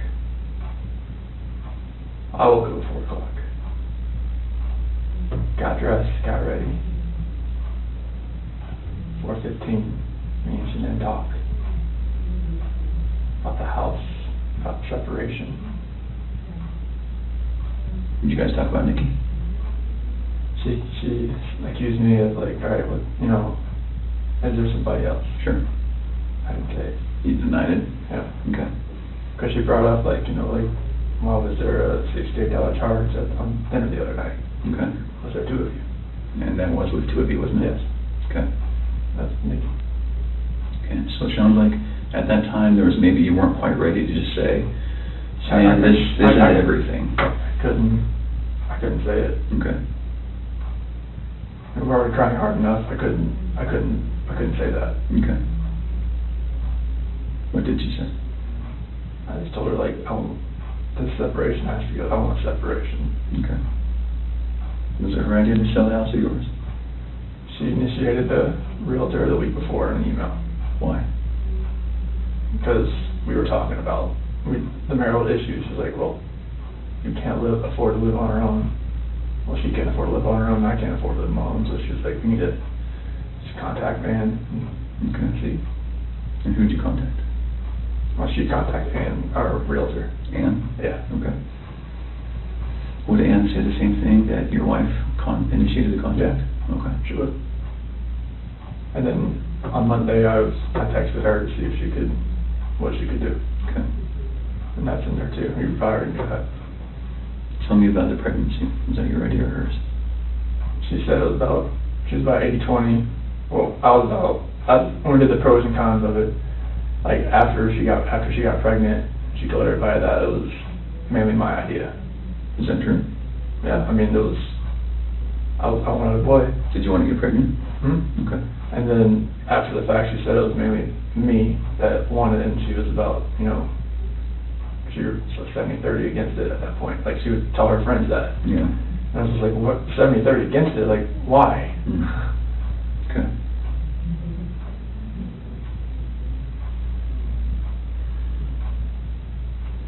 Can you understand that some of this just doesn't make sense to us? Okay.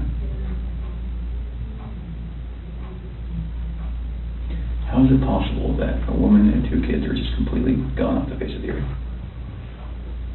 I promise you, I have nothing on my hands I did nothing to those kids or her to make them vanish.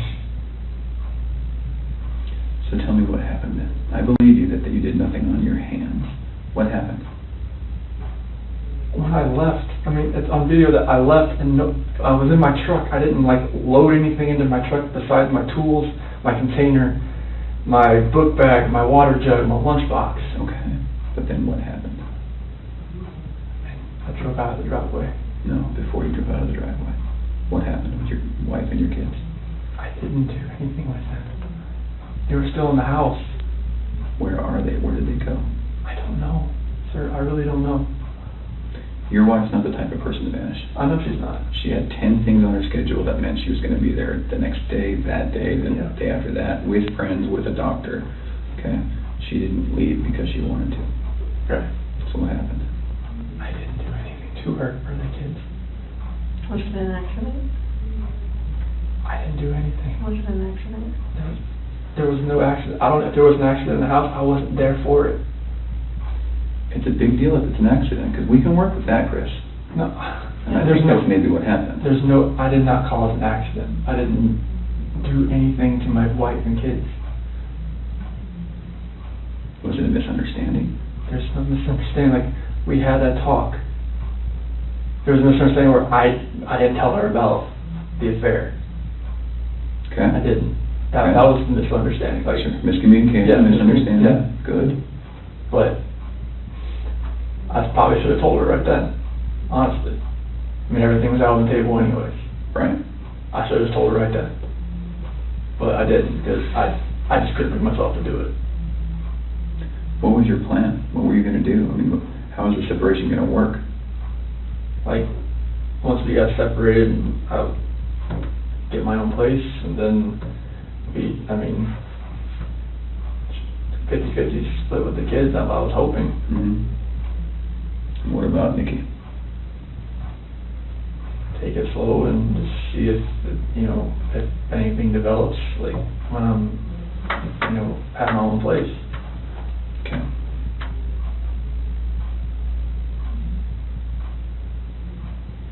I just find it hard to hear you talk about just having this emotional, conversation with Shanann, and you're bawling and crying together, and you have not shed one tear in 2 days that you've been here. Not one. And help me understand that, because I don't get it. These are your baby girls, and you have not shed one tear over them not being around. Chris, I lose my 4-year-old in the store for 10 seconds, and I start to go panic.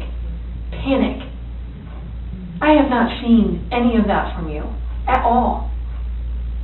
Help me understand that. I love those girls. I would never do anything just because I haven't shed a tear. Like, you no, that's weird. Is that weird? Don't look into that like I don't love my kids. Tell me, my explain wife. to me. You're crying with your wife that you're leaving her. Yeah. But you don't cry that your 2 little baby girls. I'm hoping they're still around somewhere. I'm hoping they're still somewhere. Yeah, but you alive. don't have them right now. You're not reading stories to them at night. I know. You're not giving them midnight snacks. You're not giving them their medicine. You're not waking up with them in the morning. I know this. So that should cause you pain. It does cause me pain. But I don't see that. I don't see that. I want to see the Chris that cares. I want to see the Chris that, feels bad about what he did and wants to, get this off his chest and be done with this. And let us find your little girls so that they're not out there in the middle of a field or whatever somewhere. Like, don't do that. I love those girls to death. Then show us that. Show us that. Show us this Chris, not this Chris. I'm not showing you that Chris. I'm showing you the Chris that cares about his girls and his wife. Just because I haven't shed a tear, it shouldn't make you feel like that the love isn't there for them. It's weird. It doesn't make sense to me. I understand that. You have to. I totally see where you're coming from. Trust me, there's nothing. Just because Chris, people can be pushed to the point where they do something that they regret.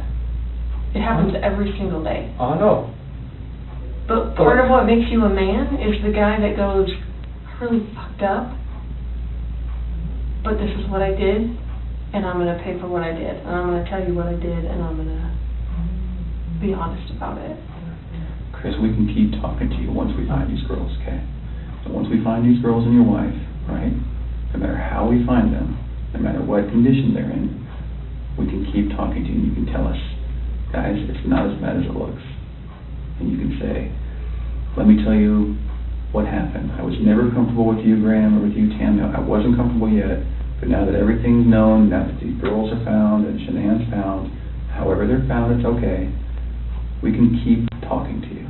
Okay? Chris, did Shanann do something to them? No, I don't know. I'm serious. I have no clue. No, you would have known, because they didn't leave the house. Did Shanann do something to them, and then did you feel like you had to do something to Shanann? No, they were at the house when I left. They were there. They weren't there. They didn't leave. They vanished. They were there. The only way they could have left is in your truck. There's no way, because I didn't just throw them in my truck. You know your truck has GPS, yes, right? Yes. Because you told your boss, hey, I'm going through separation, or maybe staying at a friend's house, whatever. You know that thing pings every 10 seconds? Yep. So we will know exactly where you went. And your company's giving that to us. I know. Okay. Are we not asking the right questions, Chris? You're asking all the questions. What are we not asking you right? What are we doing wrong? You're not doing anything wrong.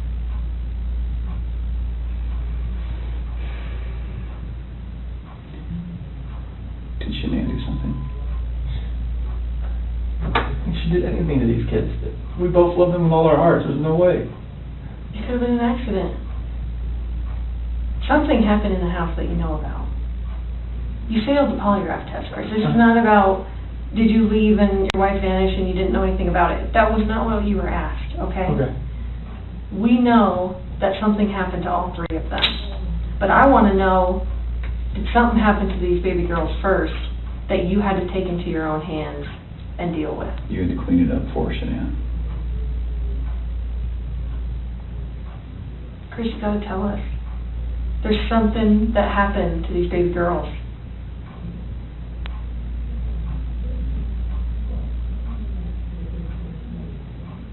Look at them. I know.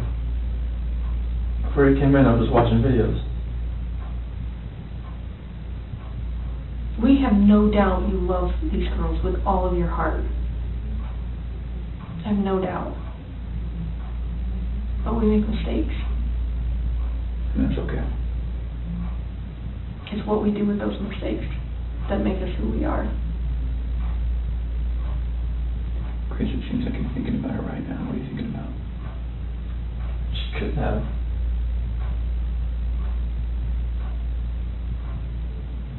I feel like you cleaned up for her. I feel like that's the type of guy that you are.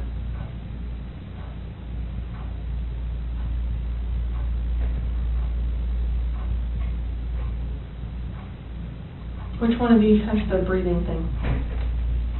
Well, they both have inhalers, but she has the EOE. Encephalitis esophagitis. Did she have problems breathing?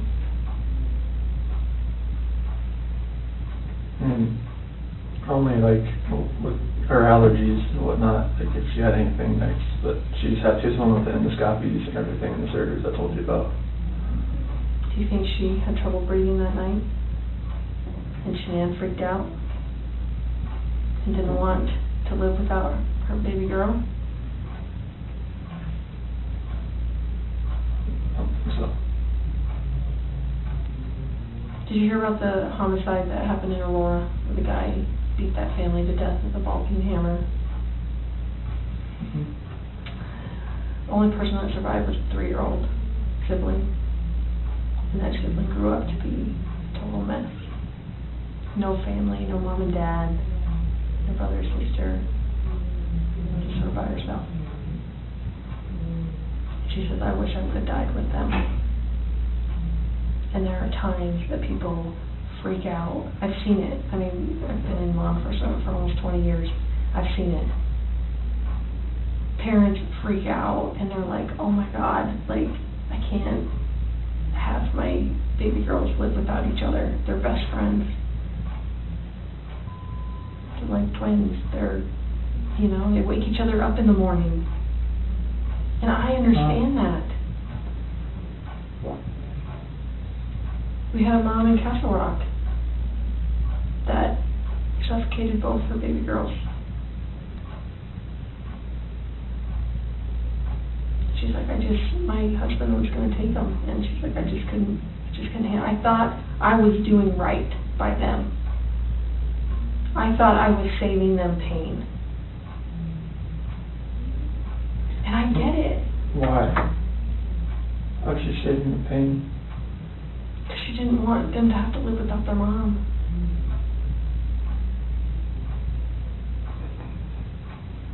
Chris, this is a weight that's going to be on you for the rest of your life until we resolve it tonight. Unless we can talk about this more tonight, this is going to follow you forever. I promise you, when you start talking to us, you will feel better. I know you already feel better about getting the Nikki off your chest. Please don't like involve her in the news or anything like that. She can't do that. You gotta help me. I know. Chris, we're giving you a lifeline right now. You need to take it. You need to reach out and take it. Did they look like this the last night you were with them? She had that dress on, like, on the 8th or 9th. It wasn't this, but she had that dress on. 'Cause I remember I had 2 buttons on the back. I'd take them off so I could get her pajamas on that night. Did you guys make sure that they were warm when you left the house? Make sure they were warm. They're always warm. They always have, when they're in their beds, they're always warm. Okay. Were you guys taking care of them at the very end? They're always taken care of. They never miss a meal.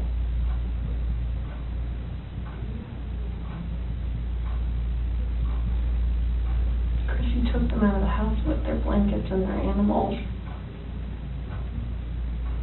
Like, that's because you cared. That's what a caring dad does. I mean, I'm always caring for these kids. There's nothing in this world or my life.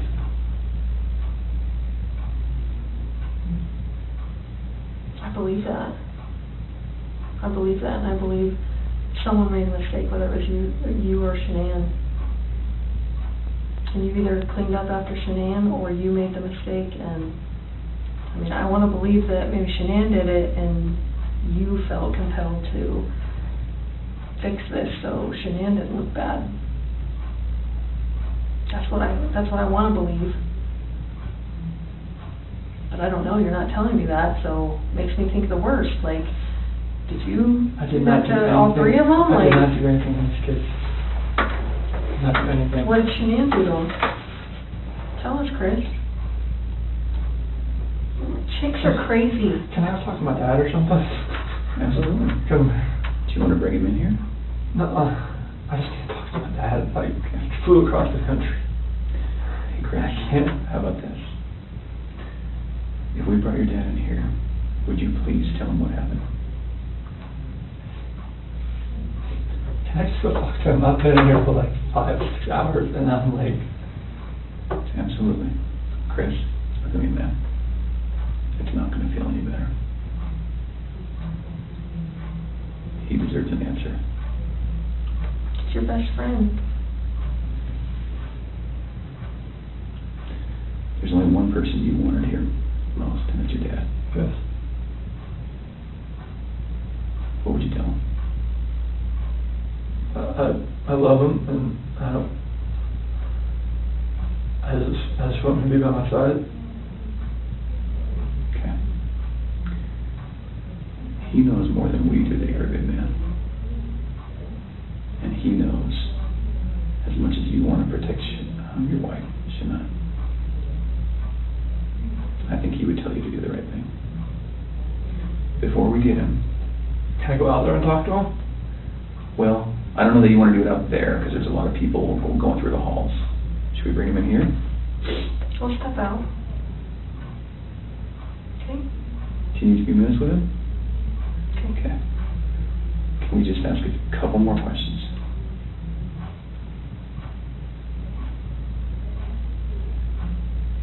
It seems like you're about to get it off your chest.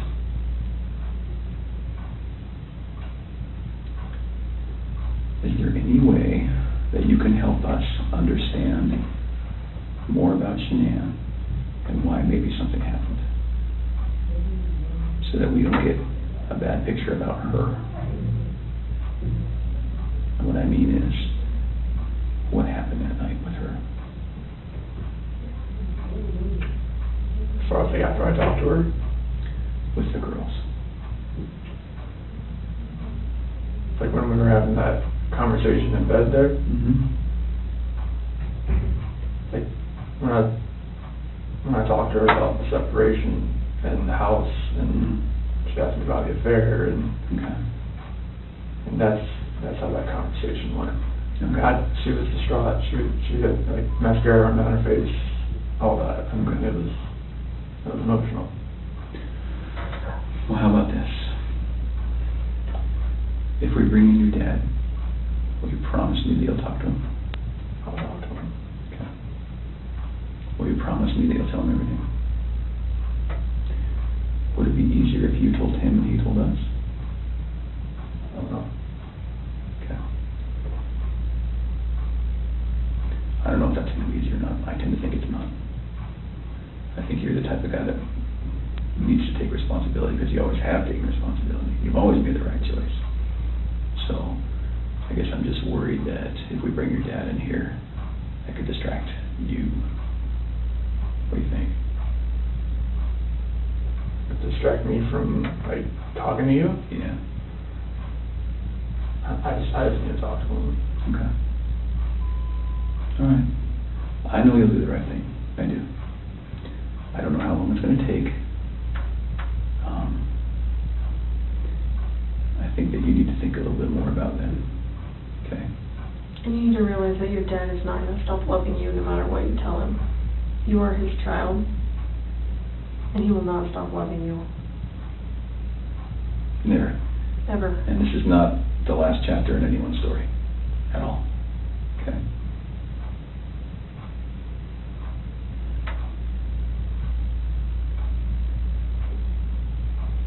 He's been here the whole time. You know, he didn't want to leave you. Have you ever seen, sometimes when an animal's owner dies, they stick around forever? I think that's your dad.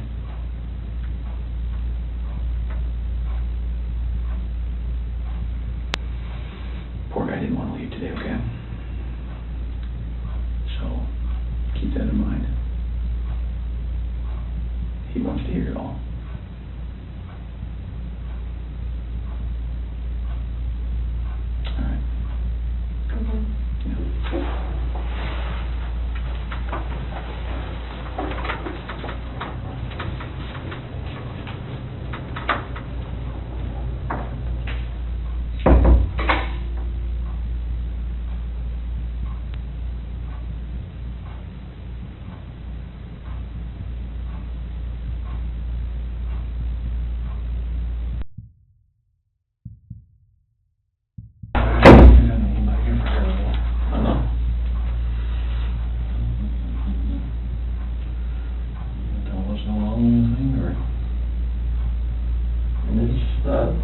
Polygraph failed it. Yeah, because there's too much emotions. So I mean, they're not gonna let me go.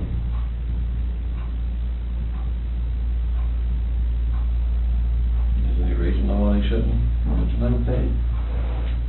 They know I had an affair. And they know. I can't complain about that.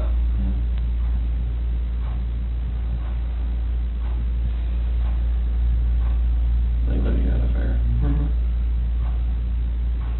Anything else you want to tell me? What's going on, or what happened, or anything? Or you know anything about? When we had that conversation that morning, it was emotional. It was told her about separation and everything like that.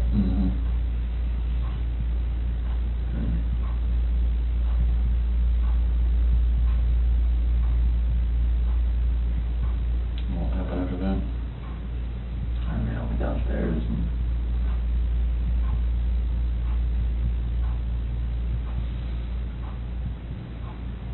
I don't want to protect her. What? I don't want to protect her. You don't want to protect her? I don't know what else to say. What happened? Huh? She hurt him? Yeah.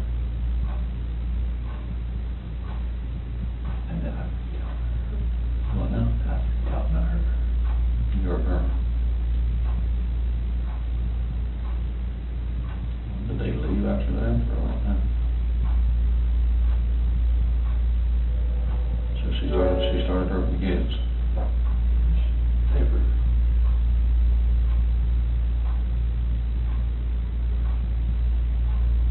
Oh, you guys what happened?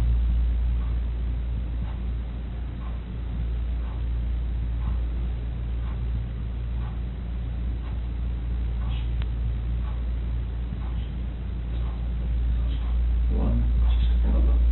She smelled it. Or choking. No. I didn't hear anything. When I was downstairs, I came back up and they were gone.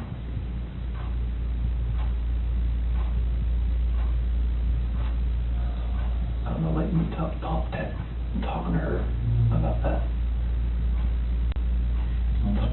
Talking to her about separation and everything, about, like, she lost it. I don't know, like, what else to say, like, I freaked out. I did the same thing for her. Those are my kids.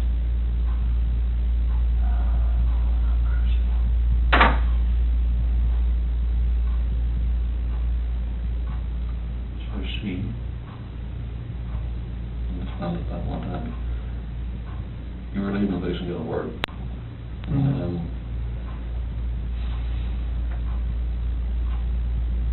She freaked out over the separation and everything. Like, she laid back down, but that's when I went downstairs, but I heard like a little commotion upstairs, but I didn't think anything of it. And then you went back upstairs and she was... Never, I could see, like, she just went up. What, choking her or... Did she kill her? They're blue. Both of them? Yeah. She choked both of them to death. I freaked out in the same thing with her.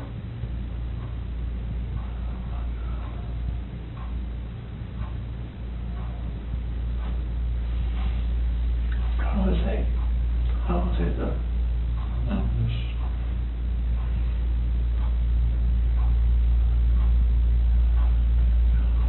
I didn't like call cops about it.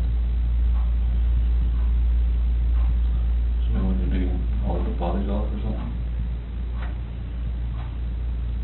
I mean, I didn't know what else to do. I freaked out. I didn't know nothing else to do. I didn't know what to do. So she killed Lucy C. and Bell, choked them to death.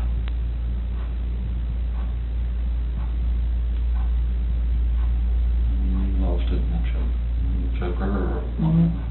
That's just rage. I hadn't...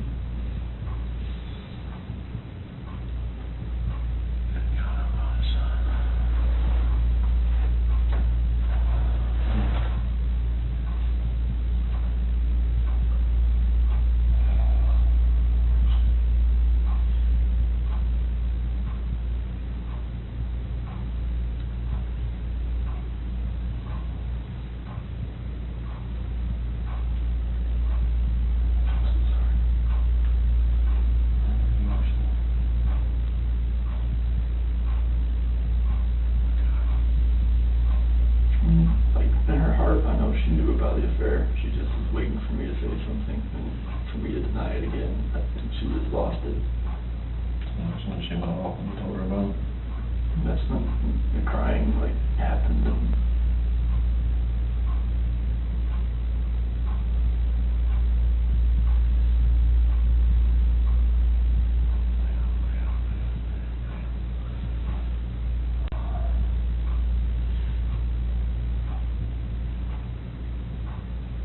what's gonna happen?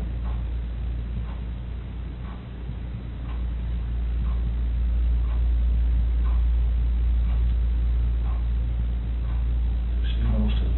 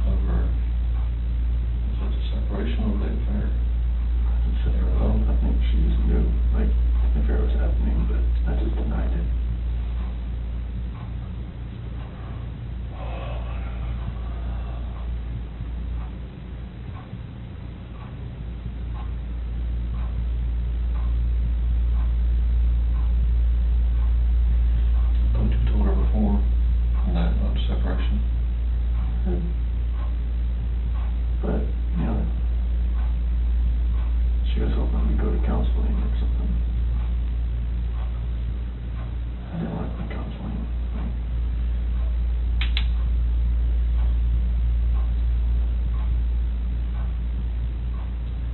She lost it.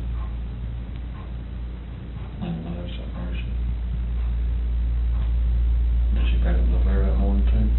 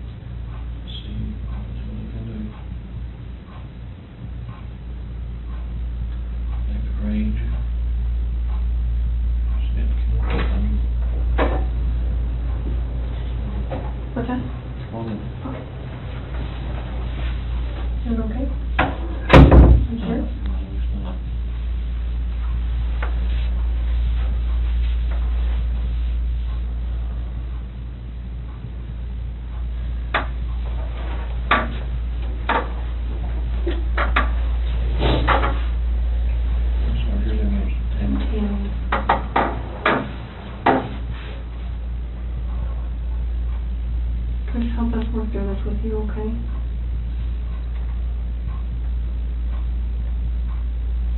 Will you tell us what you told your dad? After that conversation, Water up there, son. no, it's fine. Yeah. After that conversation we had, and she accused me of the affair, she, in her heart, she knew what was going on.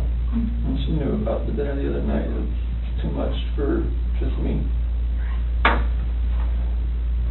She knew about what now?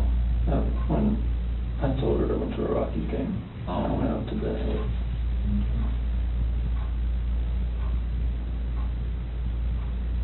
I went downstairs. And that's when you told her about the separation? Well, that was when I was upstairs in bed. And told her, what I wanted in the come on the separation. And that's what I want.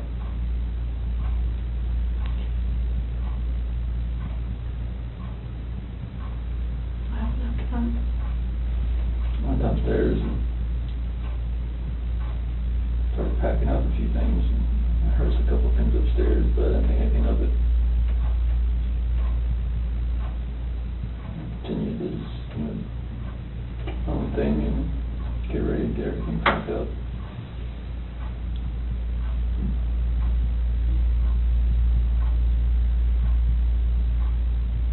Next.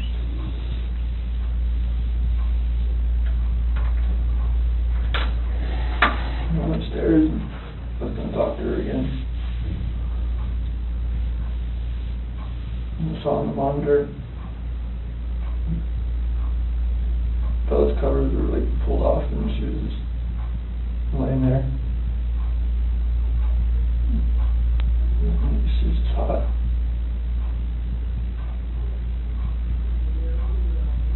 Cycled over to CC. She was in there with her. On top of her.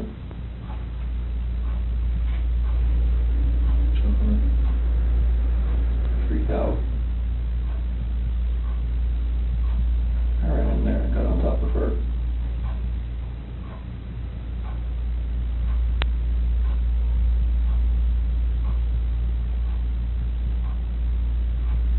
What'd you do?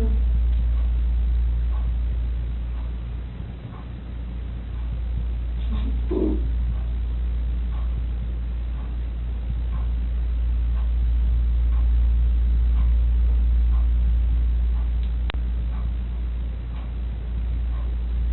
Those are my babies.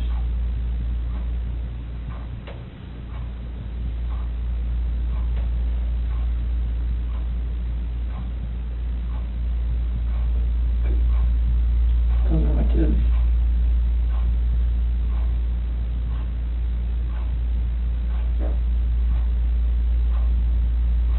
What happened?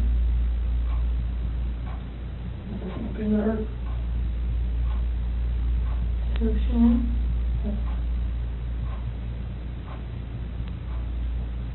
Where were you at?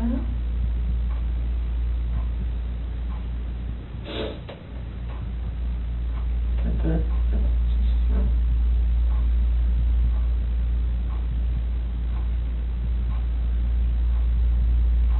I put her back in our bed.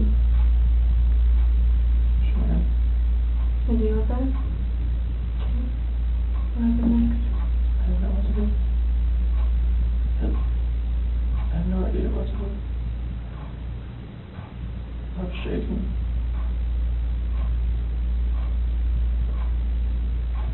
Like both my kids were blue and they're gone.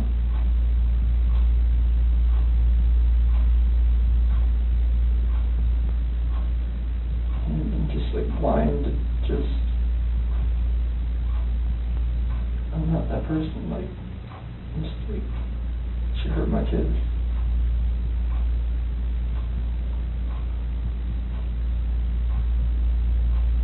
Like I had to do the same thing to her.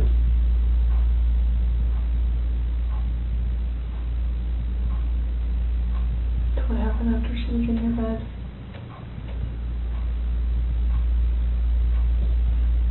In there, and I didn't know what to do. It was, she's back and just cover her up.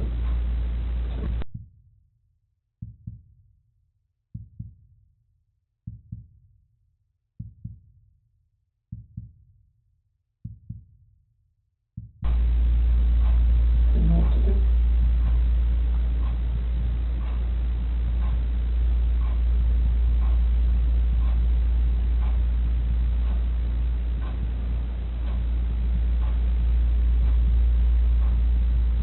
Where are they now?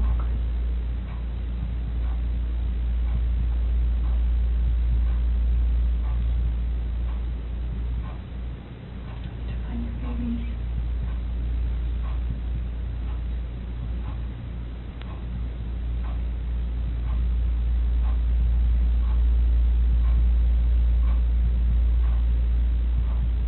Did the hard part. All you have left is to tell us where they're at. We can help you get them out of the cold. They're gone. There's no bringing them back. Well, where are they?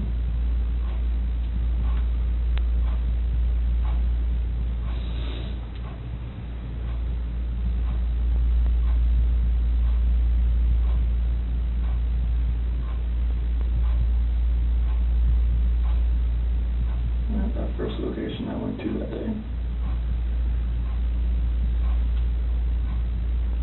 Where at? That's 319. Where at? That location. Right there off the site. Right there. How did you pick that site? First site I was supposed to take them there. So where would we find them there?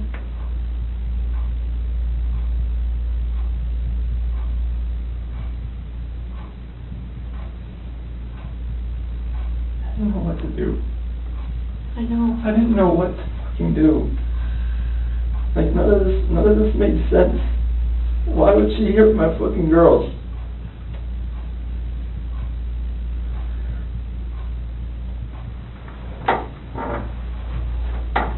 So Chris, are they in something? Are they under the ground? Like, where would you find them? You take us out there? There's no way I want to go out there. I mean, I will if you want me to. I don't want to go. What if you and me and your dad just drove by and you could just say, right there, we could help you just get him out of the cold, you know, take care of him for the last time.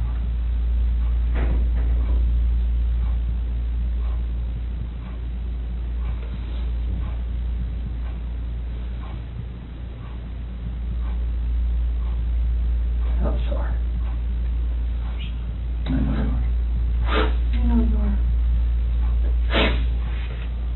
I know you came in today to do the right thing. You didn't have to come in. You came in all on your own.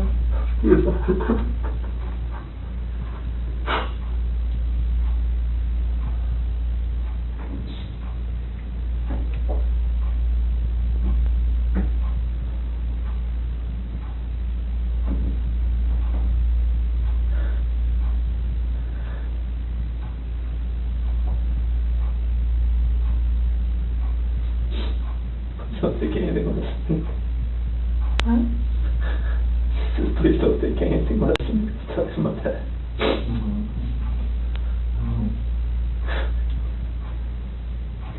Are they all three out there, Chris? Yes. Okay. What was she doing to Cece? She's just on top of her. My hands around. Hands around what? Her neck. You saw it? I saw it on the monitor. Okay. And that's why I ran in there. What'd she say? Threw her off and saw Cece was already blue. It's not moving. And just that blind rage, I just did the same thing to her.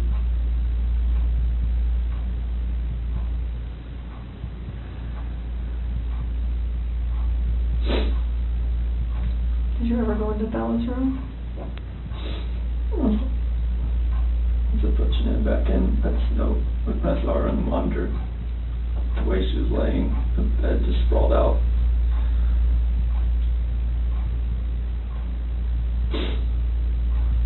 Is that when you packed up their special stuff?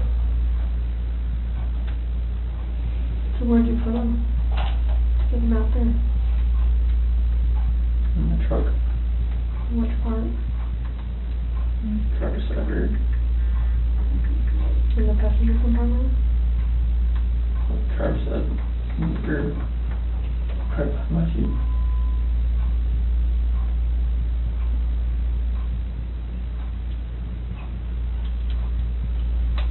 What were you thinking on the way out there?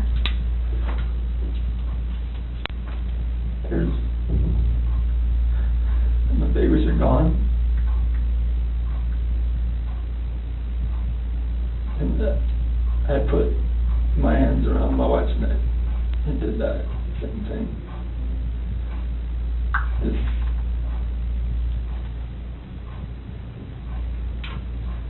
Did Shanann fight back at all when you did that? The rage that I had after seeing that, not much.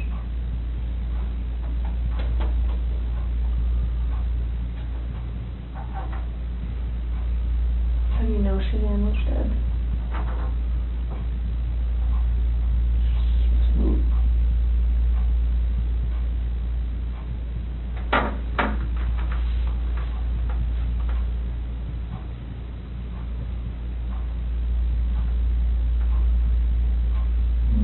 Yes, I think we looked on her Facebook page like 2 days ago.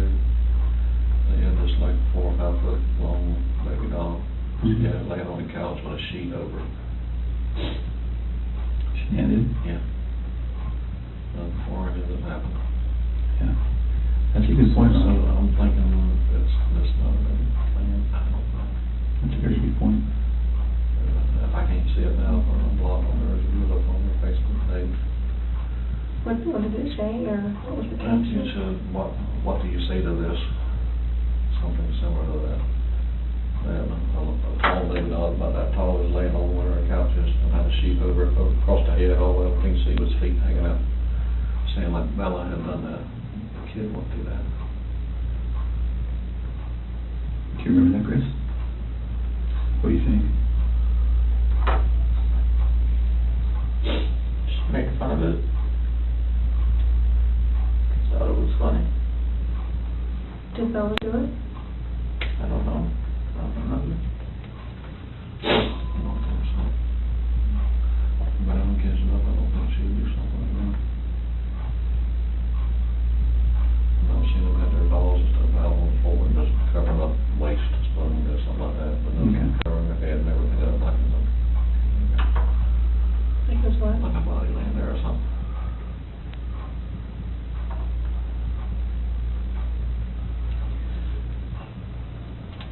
It sounds like kind of. I'm sorry, I lied to you. Continue. I mean, you knew what was going to happen. Mm-hmm. You stayed for a reason. Chris, you're a good man. I'm not a good man.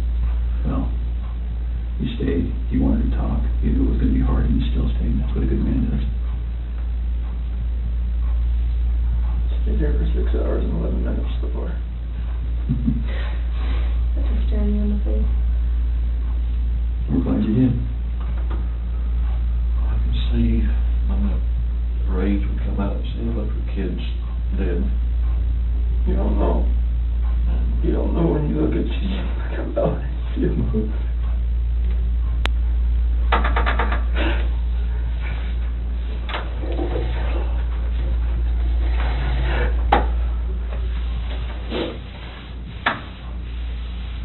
I told you your dad still loves you, no matter what. How could you let someone kill somebody?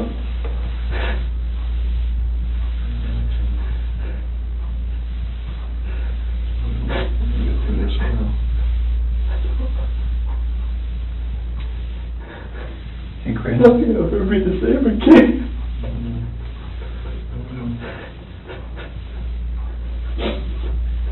When you came in, was your wife on top of her right when you came in?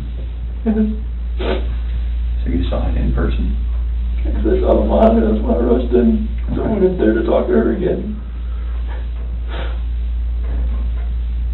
And when you came in, she was right there on top of you? She was right there. Okay. Her hands on her throat. She didn't know what to do.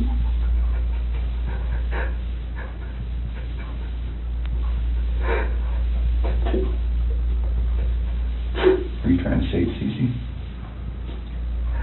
Already blew in the face. She wasn't moving. Her head just banging over left like that.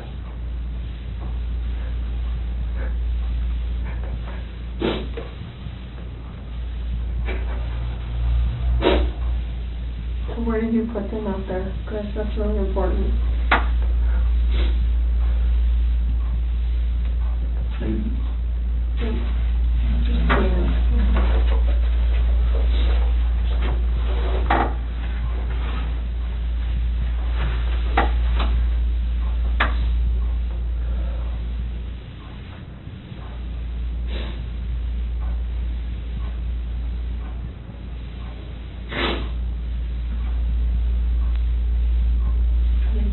Something, or they under something, in something.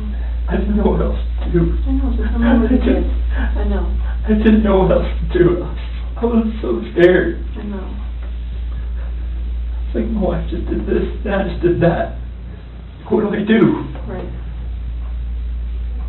Or anything that I would do from them was just going to be just insensitive and just a horrible thing. You were in a tough spot. I mean, what can you do, right?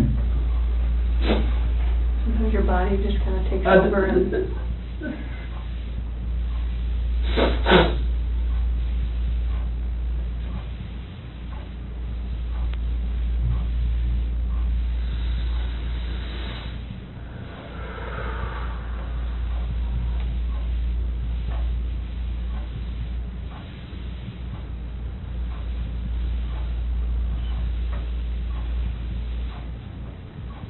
So I'm looking over down here.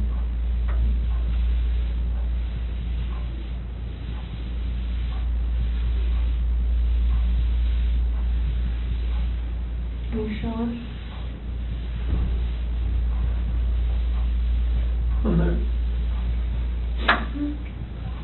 What's going to happen? We're going to help him get out of there. Do you Like, what? Would you prefer that one of your coworkers? Oh my God, no. Okay. I cannot have that.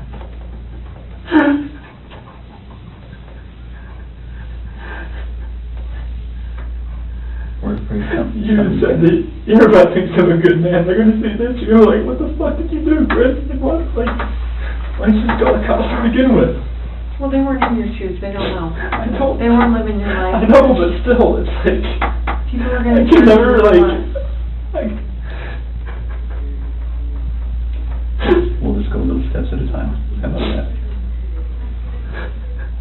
I can't have anybody show you out there, let anybody, no coworkers, please. Okay. I mean, they're just going to form their own opinions anyways once they figure everything out anyway. We'll find it anyway. We'll just take little steps tonight then. How about that? Yeah,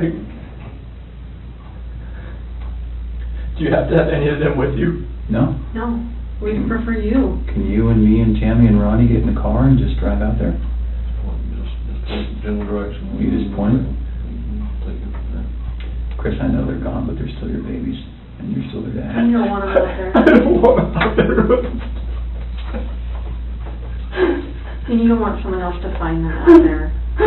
You don't, I promise you.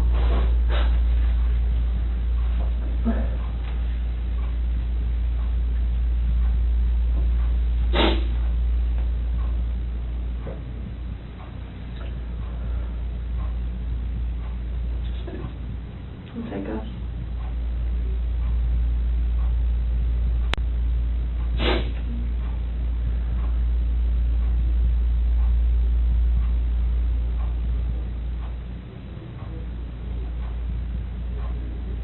You give us a second so we can kind of get some things arranged. You do that? Ronnie, do you mind staying in here with him?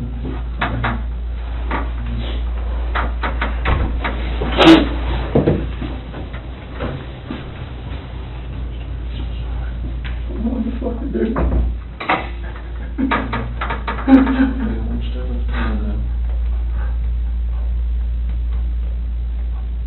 This is just fucking horrible.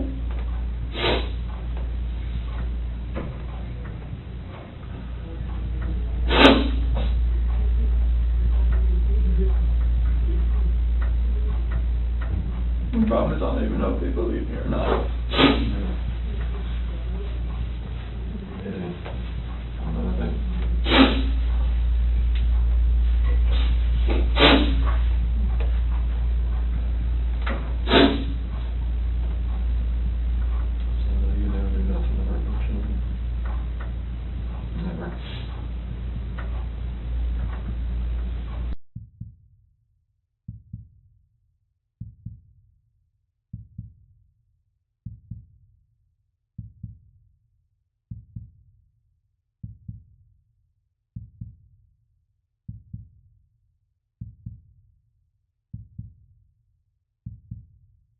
Yes.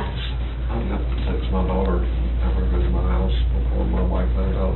This ain't gonna be on the news anytime soon, or is it? No, not tonight. I can't imagine it's right now. I mean, I don't really have much say in that, but I can't see that. Do you want me to take you out to the lobby and you can go to the bathroom and then text your wife and stuff, talk to them? You might want to go outside. Go outside. Just watch the press people around. Yeah, I'll see people out there while you're You want your water? You want to take your water with you? Yeah. We're going to try to do our best to make sure that we, we don't stand to gain anything by broadcasting any of this. That's not what law enforcement is ever really about. So we're going to try our best to handle that as discreetly as possible, but they're pretty good at what they do too. So I'm not from around here neither, are you? I've only been here a few years. Okay. Yeah. I'm going to find a lawyer or something, or not a public defender, but somebody else. We can talk We'll talk about that later. Yeah. Get your phone. You got it. Okay. Let's go this way. All right, we'll stop.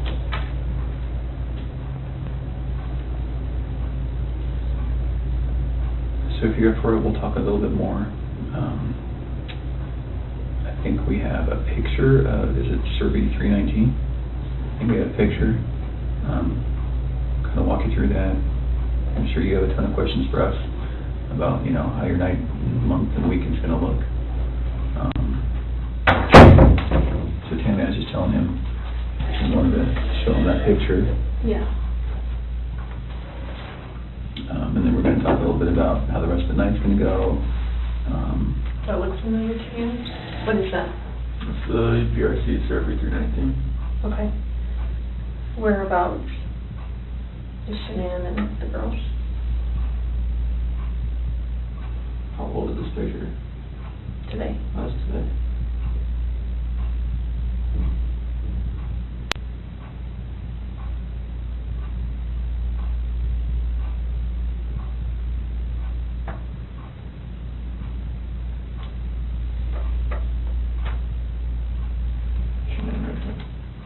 Okay, can you mark it for me? Thanks.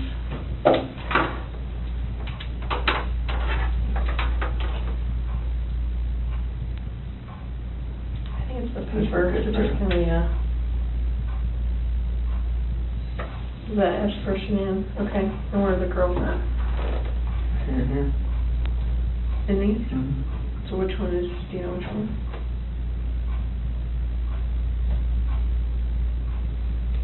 Are they in the tanks? Can somebody who doesn't know what they're doing open those?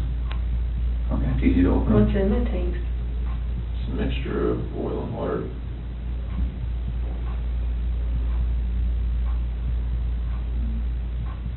There was a sheet found down here? Mm-hmm. Where's that from?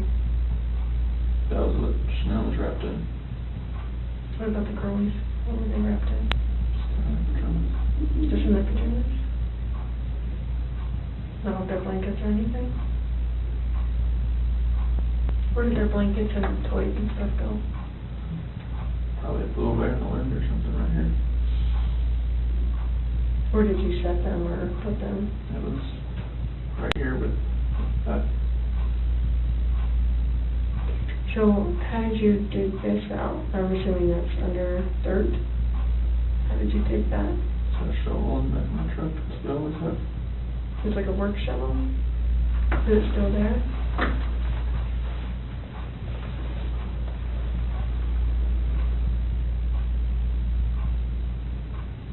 How was Shanann dressed? Shirt and underwear. So was she got into bed with? Do you remember what color her shirt was or her underwear? I think her shirt was either black or gray. Underwear was probably blue.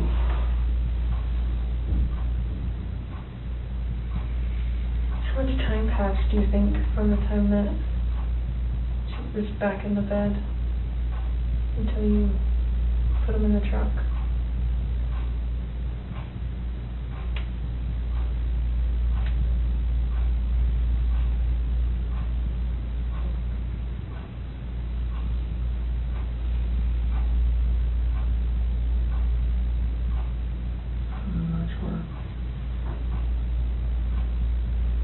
Are we talking minutes, hours, something else? From when I left the house. Yeah, like from when you got her into bed to when you put them in the trunk. How long a time was that?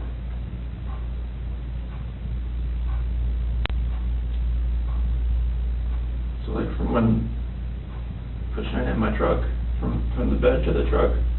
Yeah, from your master bed to the truck, yeah. Minutes. Okay.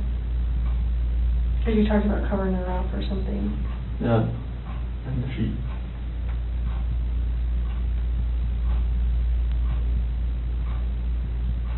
Is there anything else about anything out here that has stuff that you've left in certain spots, or you sure their blankets and toys aren't going to be in there as well? Not because it was right here with that sheet.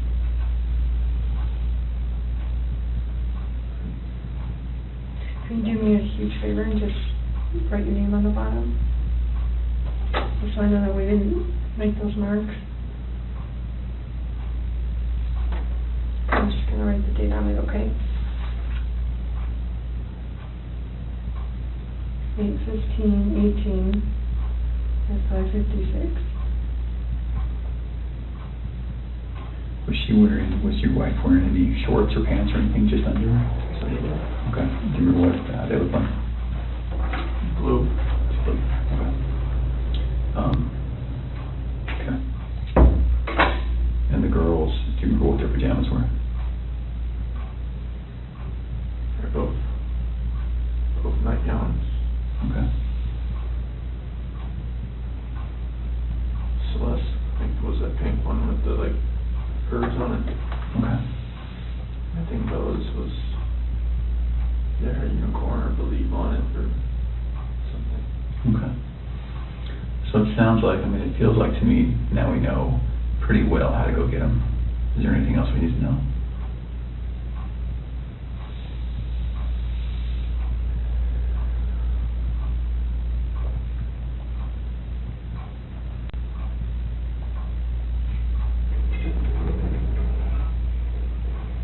About how to get them? Yeah. Does someone have to climb up to the top and unscrew something and then lower something down to get them? They're like, it's just a hatch on the top, and they're like 20-foot tanks. How far down are they? Wherever the food level is in the tank, I'm not sure. Okay. What was it when you were there? I don't know, I didn't. Okay. I wasn't looking for that. Okay.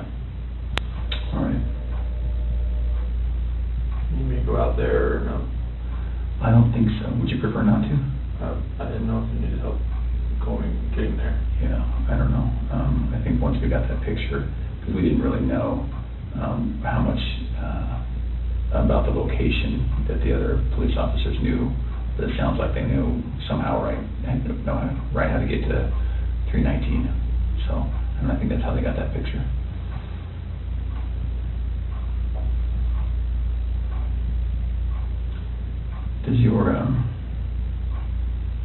Does your nanny cam, do you have a nanny cam, right? It's a monitor. Baby monitor. Is it a video one? It's like it cycles back and forth. Between what? Bella and Cece's room. Oh, okay. Okay. Is there any chance it records? No? Okay. I'm just wondering, what do you think ultimately made Shanann snap? Just knowing that an affair, and she knew, she just needed me to admit it, and I would admit it. Yeah.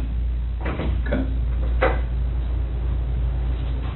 So we just started talking about, I asked him if there's any chance that the nanny cam could have recorded Shanann doing what she did. And then we were just getting into, what Chris thinks about why she snapped. Mm-hmm. He's just saying, distress from knowing about the other girl. Knowing, but she didn't really know, right? I mean, in her heart, she knew. She just wanted me to admit it.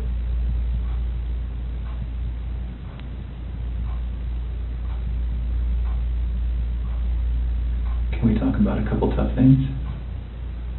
I think we need to get it out of the way and just really get it out, just to make sure You have every chance to explain exactly what happened, and we have every chance to ask questions. So the conversation happened. You go downstairs. She's still upstairs. And then you see what? I hear just commotion upstairs, just like, you know, like little noises like that. Okay. Didn't think anything of it.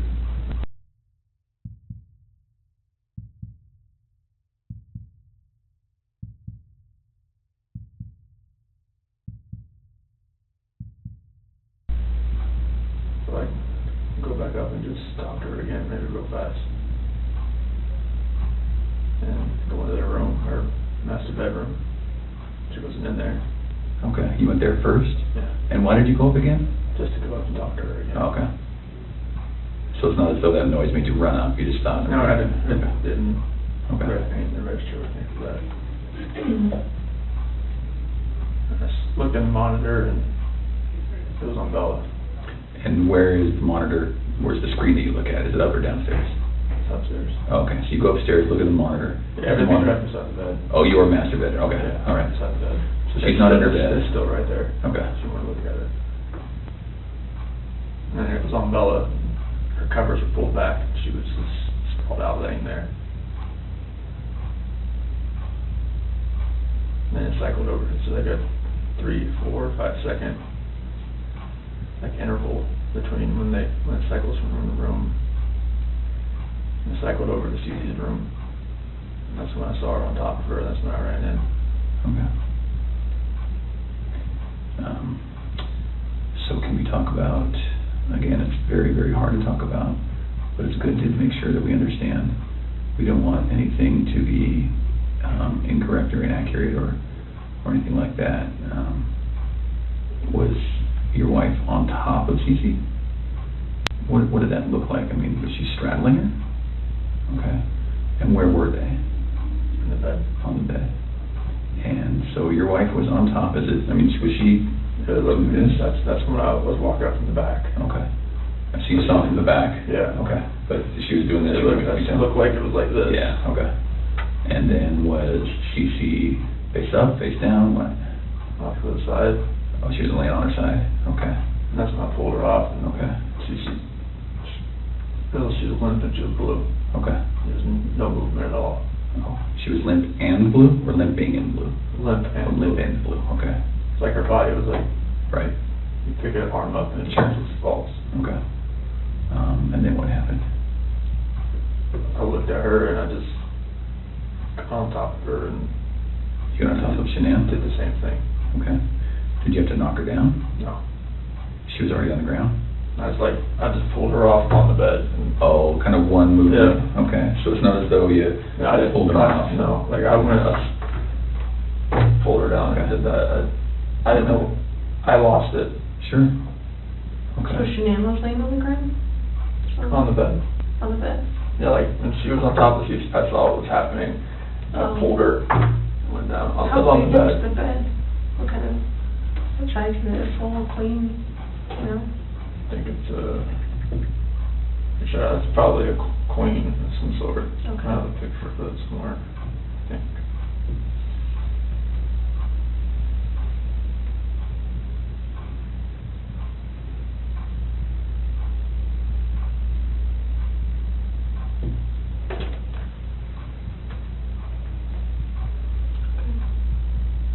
So where was Celeste in the She was all the way up to the top. To the top? Yeah.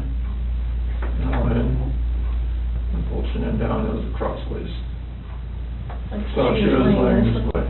As I was.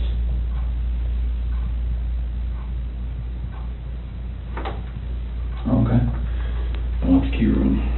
Mm-hmm. So then, is this picture as you're standing in the doorway to go in? What is that? Is that where? Okay. And then, so were they closer to this side or this side? Cece usually sits in the middle. Okay. And then, so your wife was right on top of her. You could just see that. And then, did you pull her this way or that way, or? So I looked where her head was on this side. This matter comes on for a first appearance. Mr. Warwick, correct me if I'm wrong, but formal charges have not been filed yet? That's correct, Your Honor. The defendant was arrested. Formal charges have not been filed. On my calculation, I believe they will be due to the court at 3:30 on Monday afternoon. Thank you. Mr. Mercer, anything you would like to say about that? Not regarding that issue, thank you. So the court has reviewed a affidavit in support of a warrantless arrest. The court has found probable cause for the arrest. Specifically, I see that Mr. Watts was arrested for 3 counts of first-degree murder, each a Class 1 felony, and 3 counts of tampering with a deceased human body, each a Class 3 felony. Again, these are only charges that are named in the affidavit in support of the warrantless arrest. It's the district attorney's office who will ultimately decide what charges, if any, are going to be filed. And Mr. Mercer, would you like me to advise your client of his rights pursuant to Rule 5? Yes, please. Thank you. So, Mr. Watts, I would like you to listen carefully to the rights that you have, okay? Thank you. And so first, you don't need to make any statements. Any statements you make can and may be used against you. Do you understand? Yes. You have the right to counsel. Do you understand? Yes, sir. If you are indigent, you have the right to request the appointment of counsel or consult with a public defender before any further proceedings are held. Do you understand that? Yes, sir. And Mr. Merson is the head of the public defender's office, and he is going to represent you today and potentially in the future. Do you understand that? Yes, sir. Okay. Any plea that you make must be made voluntarily and not the result of undue influence or coercion. Do you understand that? Yes, sir. Right now, charges have not been filed, so this is a limited advisement. I intend to bring you back next week once formal charges are filed on Monday, so I can give you a full advisement. But I will tell you that at this point, the court is not authorizing any bail. Once I know what the official charges are that are filed by the district attorney's office, I'll inform you of the nature of the charges. If charges are filed, you have the right to a jury trial, and you have the right to demand and receive a preliminary hearing within a reasonable time to determine whether probable cause exists to believe that you committed any of the charges that are filed by the district attorney's office. Do you understand that? Yes, sir. I believe that your lawyer has filed about 16 or so motions on your behalf, including a request for a preliminary hearing. Do you agree, Mr. Merson, that that time period, that 35 days to have a preliminary hearing, doesn't begin until your client appears in court next week once formal charges are filed? I agree. And I have not seen, correct me if I'm wrong, a proof positive, presumptive great written motion by your office. Not at this point, Judge. Okay. Okay. And so would you like me to further advise your client of any additional rights? No, thank you. Mr. Rourke, what kind of conditions, if any, are you requesting for the protection order given the circumstances? Judge, I'm going to defer to Mr. Wren. Mr. Wren? People are simply asking for the standard protection order under Title 18 at this point, given the deceased nature of the victims. And I assume based on the no bond hold, the issue of possessing or having access to or control over a firearm or any ammunition is a non-issue until and if bond is authorized. That's correct. Thank you. So, Mr. Watts, I am going to issue a protection order pursuant to Colorado Revised Statutes 18-1-1001. It's going to state that you not harass, molest, intimidate, retaliate against any witness involved in this case. Do you understand that? Yes, sir. If you were to violate the statutory protection order, it's a Class 1 misdemeanor. Do you understand that? Yes, sir. And could we talk about some of them? I realize that things are happening very quickly. Motions were filed today. There hasn't been a lot of time to object or to file responses. Mr. Merson has filed a number of motions, some of which potentially may be time sensitive. My intention is for the parties to come back to court next Tuesday so I could advise Mr. Watts of his formal charges that are filed no later than 3:30 on Monday. So I'm not sure if I'm going to be requiring the prosecutor to file a response between now and Tuesday, or whether we can resolve some of these issues now. For example, the preservation of certain evidence, like police notes, handwritten notes. like touch DNA evidence, things of that nature? Your Honor, I think we can address some of these pretty quickly, but certainly not all of them. We would be asking for time to file a written response to some of them. Yeah, I'm just concerned about the time that elapses between now and Tuesday, and I want to make sure that the evidence that's being requested to be preserved is preserved. Understood. So, for example, can you, any objection for me to order that all law enforcement, both state and federal, that were involved in this case, preserve their handwritten notes? Any objection to that? No. So I will grant that request. Did you read Mr. Merson's motion with regard to touch DNA? I believe that was filed under seal, and I have not seen it. It was suppressed, so they should have had access to it. Gail, Christy, could you put out a copy for Mr. Wren? Again, I appreciate the fact that this happened very quickly, and so let me get you a copy of that, a hard copy of that, and then you can review it and let me know what your thoughts are. Is there an autopsy that's scheduled to be conducted in the near future? Not yet. It was a 16. 16? Yes. And while we're waiting, Mr. Merson, I noticed that... Actually, I'm sorry to interrupt, Judge. It was D17. D17? Yeah, sorry. So I see that your motions are numbered, but I'm missing 9 through 15. Yeah, I basically counted them and then started off. There were some other people in my office that had filed those other pleadings and not numbered them. I just want to make sure I'm not missing something. I don't think you are. I think many of them concern the media issue. On the way over here, the deputies advised the court had already ruled on that. So to a certain extent, some of that is moot. But if we are going to take a D17, in light of the fact that the affidavit is still sealed, I would ask that the court seal the courtroom and just allow the parties to argue that, because it will require me to talk about information in the affidavit. Well, why don't we give Mr. Wren an opportunity and let me know whether, without talking about the substance, whether he has an objection or not. It's really more putting the prosecution on notice than anything else. Why don't you read it first and let me know what you think.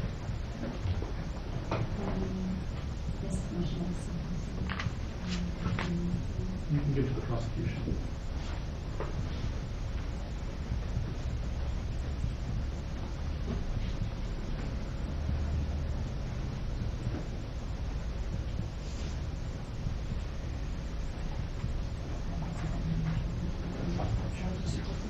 Steve.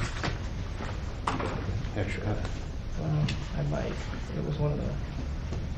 So, I did add the house to this. So the D17 will have the house on it as well. But that's the gist of it. At this point, I'm concerned about whether or not the house is sealed off. It's not. It's been released by law enforcement. Okay. When was that? Late last night. Okay. All right. And I guess that part of the motion would be put at this point. Mostly concerns what's in this motion. So, okay. If I could take a moment to read. Mr. Mercer, anything else?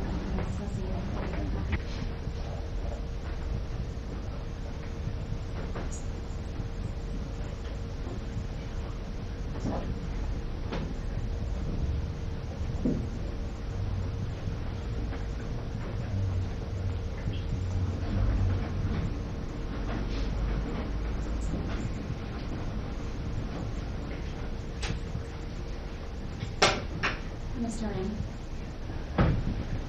Thank you. I'm okay with continuing it. I just don't want there to be any time-sensitive issues between now and next Tuesday that we should have handled today. I think we need to address it today. As I indicated, Judge, at this point, there's not an autopsy scheduled or autopsies. I don't know when that might happen. I don't know if it would happen before Tuesday or not. With respect to this motion, and does the court want to address Mr. Merson's concerns about clearing the courtroom, given the sealed nature of this, or may I speak for you? Well, it was I think it's based on the sealing of the affidavit in support of the warrantless arrest, and so your motion to seal, so if you think the reasons why you requested the affidavit to be sealed are going to be compromised, we could do this in camera. If you believe it's not, then we can talk about it publicly. I'm not worried about the compromising nature of the affidavit. I will tell the court and make a record that the prosecution has provided Mr. Merson with a copy of the affidavit, despite the fact that it was sealed to the public. I am concerned about this being discussed in a non-in-camera setting. My concerns revolve around the issues I brought up in the objections to expanded media coverage. It's an ongoing investigation at this point. I have concerns about, what would be discussed and how that would implicate Mr. Watts' right to a fair trial and his due process right. So my request is that the court seal the courtroom so we can discuss this. Mr. Ray? Move that to the discretion of the court. It seems to me, based on everything I've heard, that the affidavit is going to be released at some point. It was the prosecution who requested the sealing of the affidavit. They're not concerned about this being compromised, the investigation being compromised. And so I think we can talk about this publicly. Mr. Ray? And when you say talk about this, are we still talking about yes. D17, yes. Which was also filed under seal? Yes.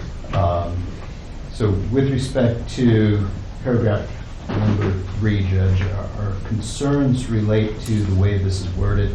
As the court knows, the pathologist goes through a very extensive process when conducting an autopsy, much of which is governed by statute.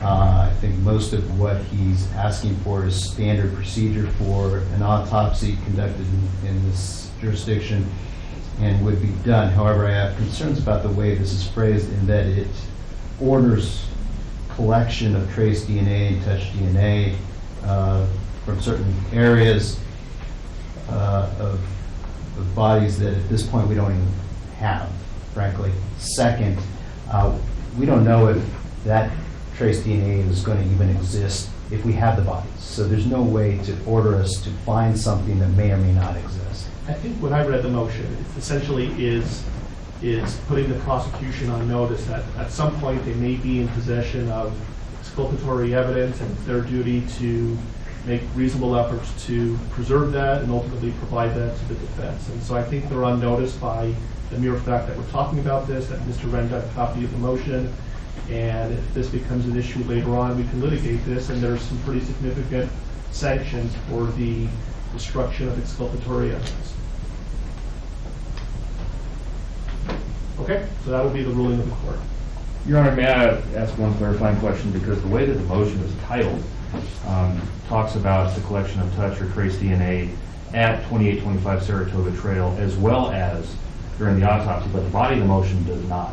I want to make sure that Mr. Merson is aware that the home where the homicides were alleged to have occurred has been released by law enforcement, was released as of about midnight last night. So even as we stand today, we are not in a position to be able to go back in and collect trace DNA from that home. So I just want to make clear that the ruling of the court does not require us to do anything affirmative with respect to the home. And Mr. Wren advised me that the government is no longer in control of the home, so I'm aware of that. Thank you. Thank you. Thank you. With regard to the motion for protective order, essentially for nobody to speak to Mr. Watts other than his attorneys and investigators and support staff, I'm assuming there's no objection to that? Correct. You'll put law enforcement on notice on that issue? Yes. Okay. Any other time-sensitive issues that cannot wait until next Tuesday? Nothing from the people. Mr. Merson? Can I just have 1 second? Sure.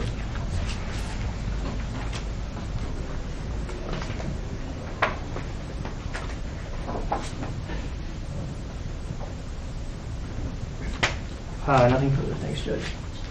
Okay, and I would just respectfully ask that if you file anything between now and next Tuesday, certainly into the future, if you could advise your office of this, if there's more than one lawyer working on it, please number every pleading that's filed, and for the prosecution as well, maybe you can use letters. And that way I know that I'm not missing something. That would be wonderful. Yes. Okay, so we'll see. Let's pick a time next Tuesday. I know everybody's really busy. I just had some time open up. And so what's a convenient time for everybody to be here? I'm also going to be asking if there's victim rights compliance today and see if there's a more convenient time for whoever the victim rights representative is.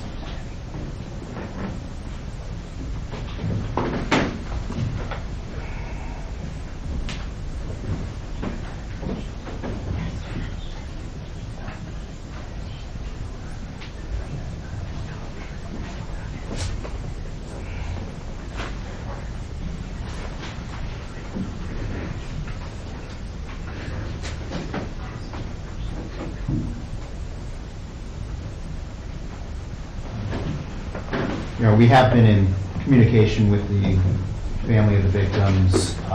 We are in VRA compliance with that, based on that effort.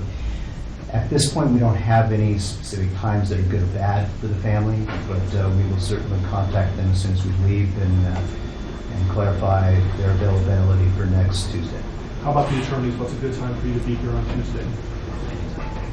Anytime, Judge. I'll make it work.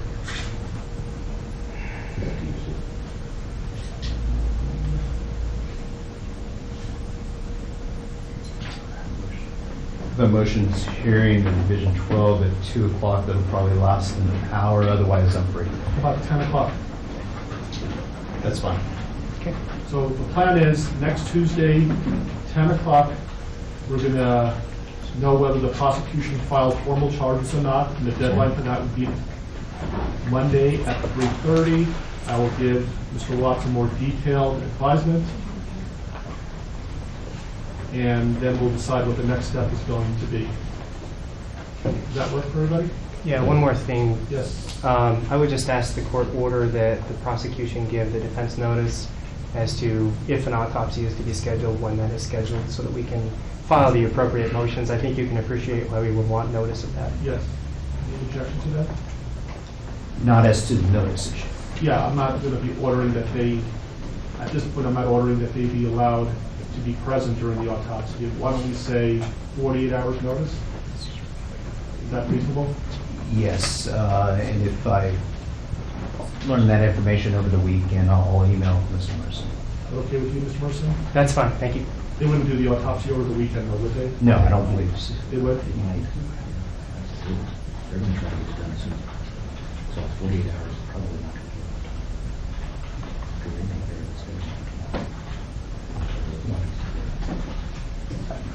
We've all certainly seen autopsies scheduled less than 48 hours after the bodies are recovered.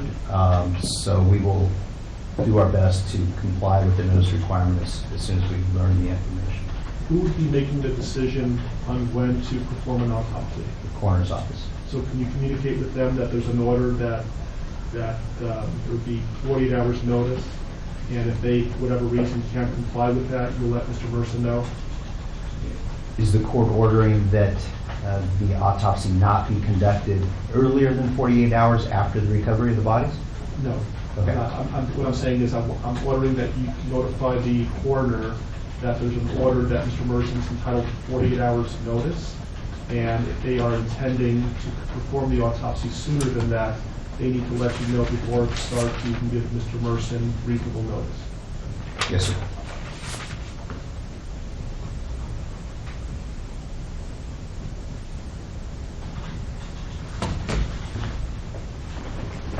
Anything else you can think of between now and next Tuesday that we can resolve today? Yeah. Nothing from the prosecution. Nothing from the defense, thanks. Okay. All right, we'll see you next Tuesday at 10 o'clock. When we are at this.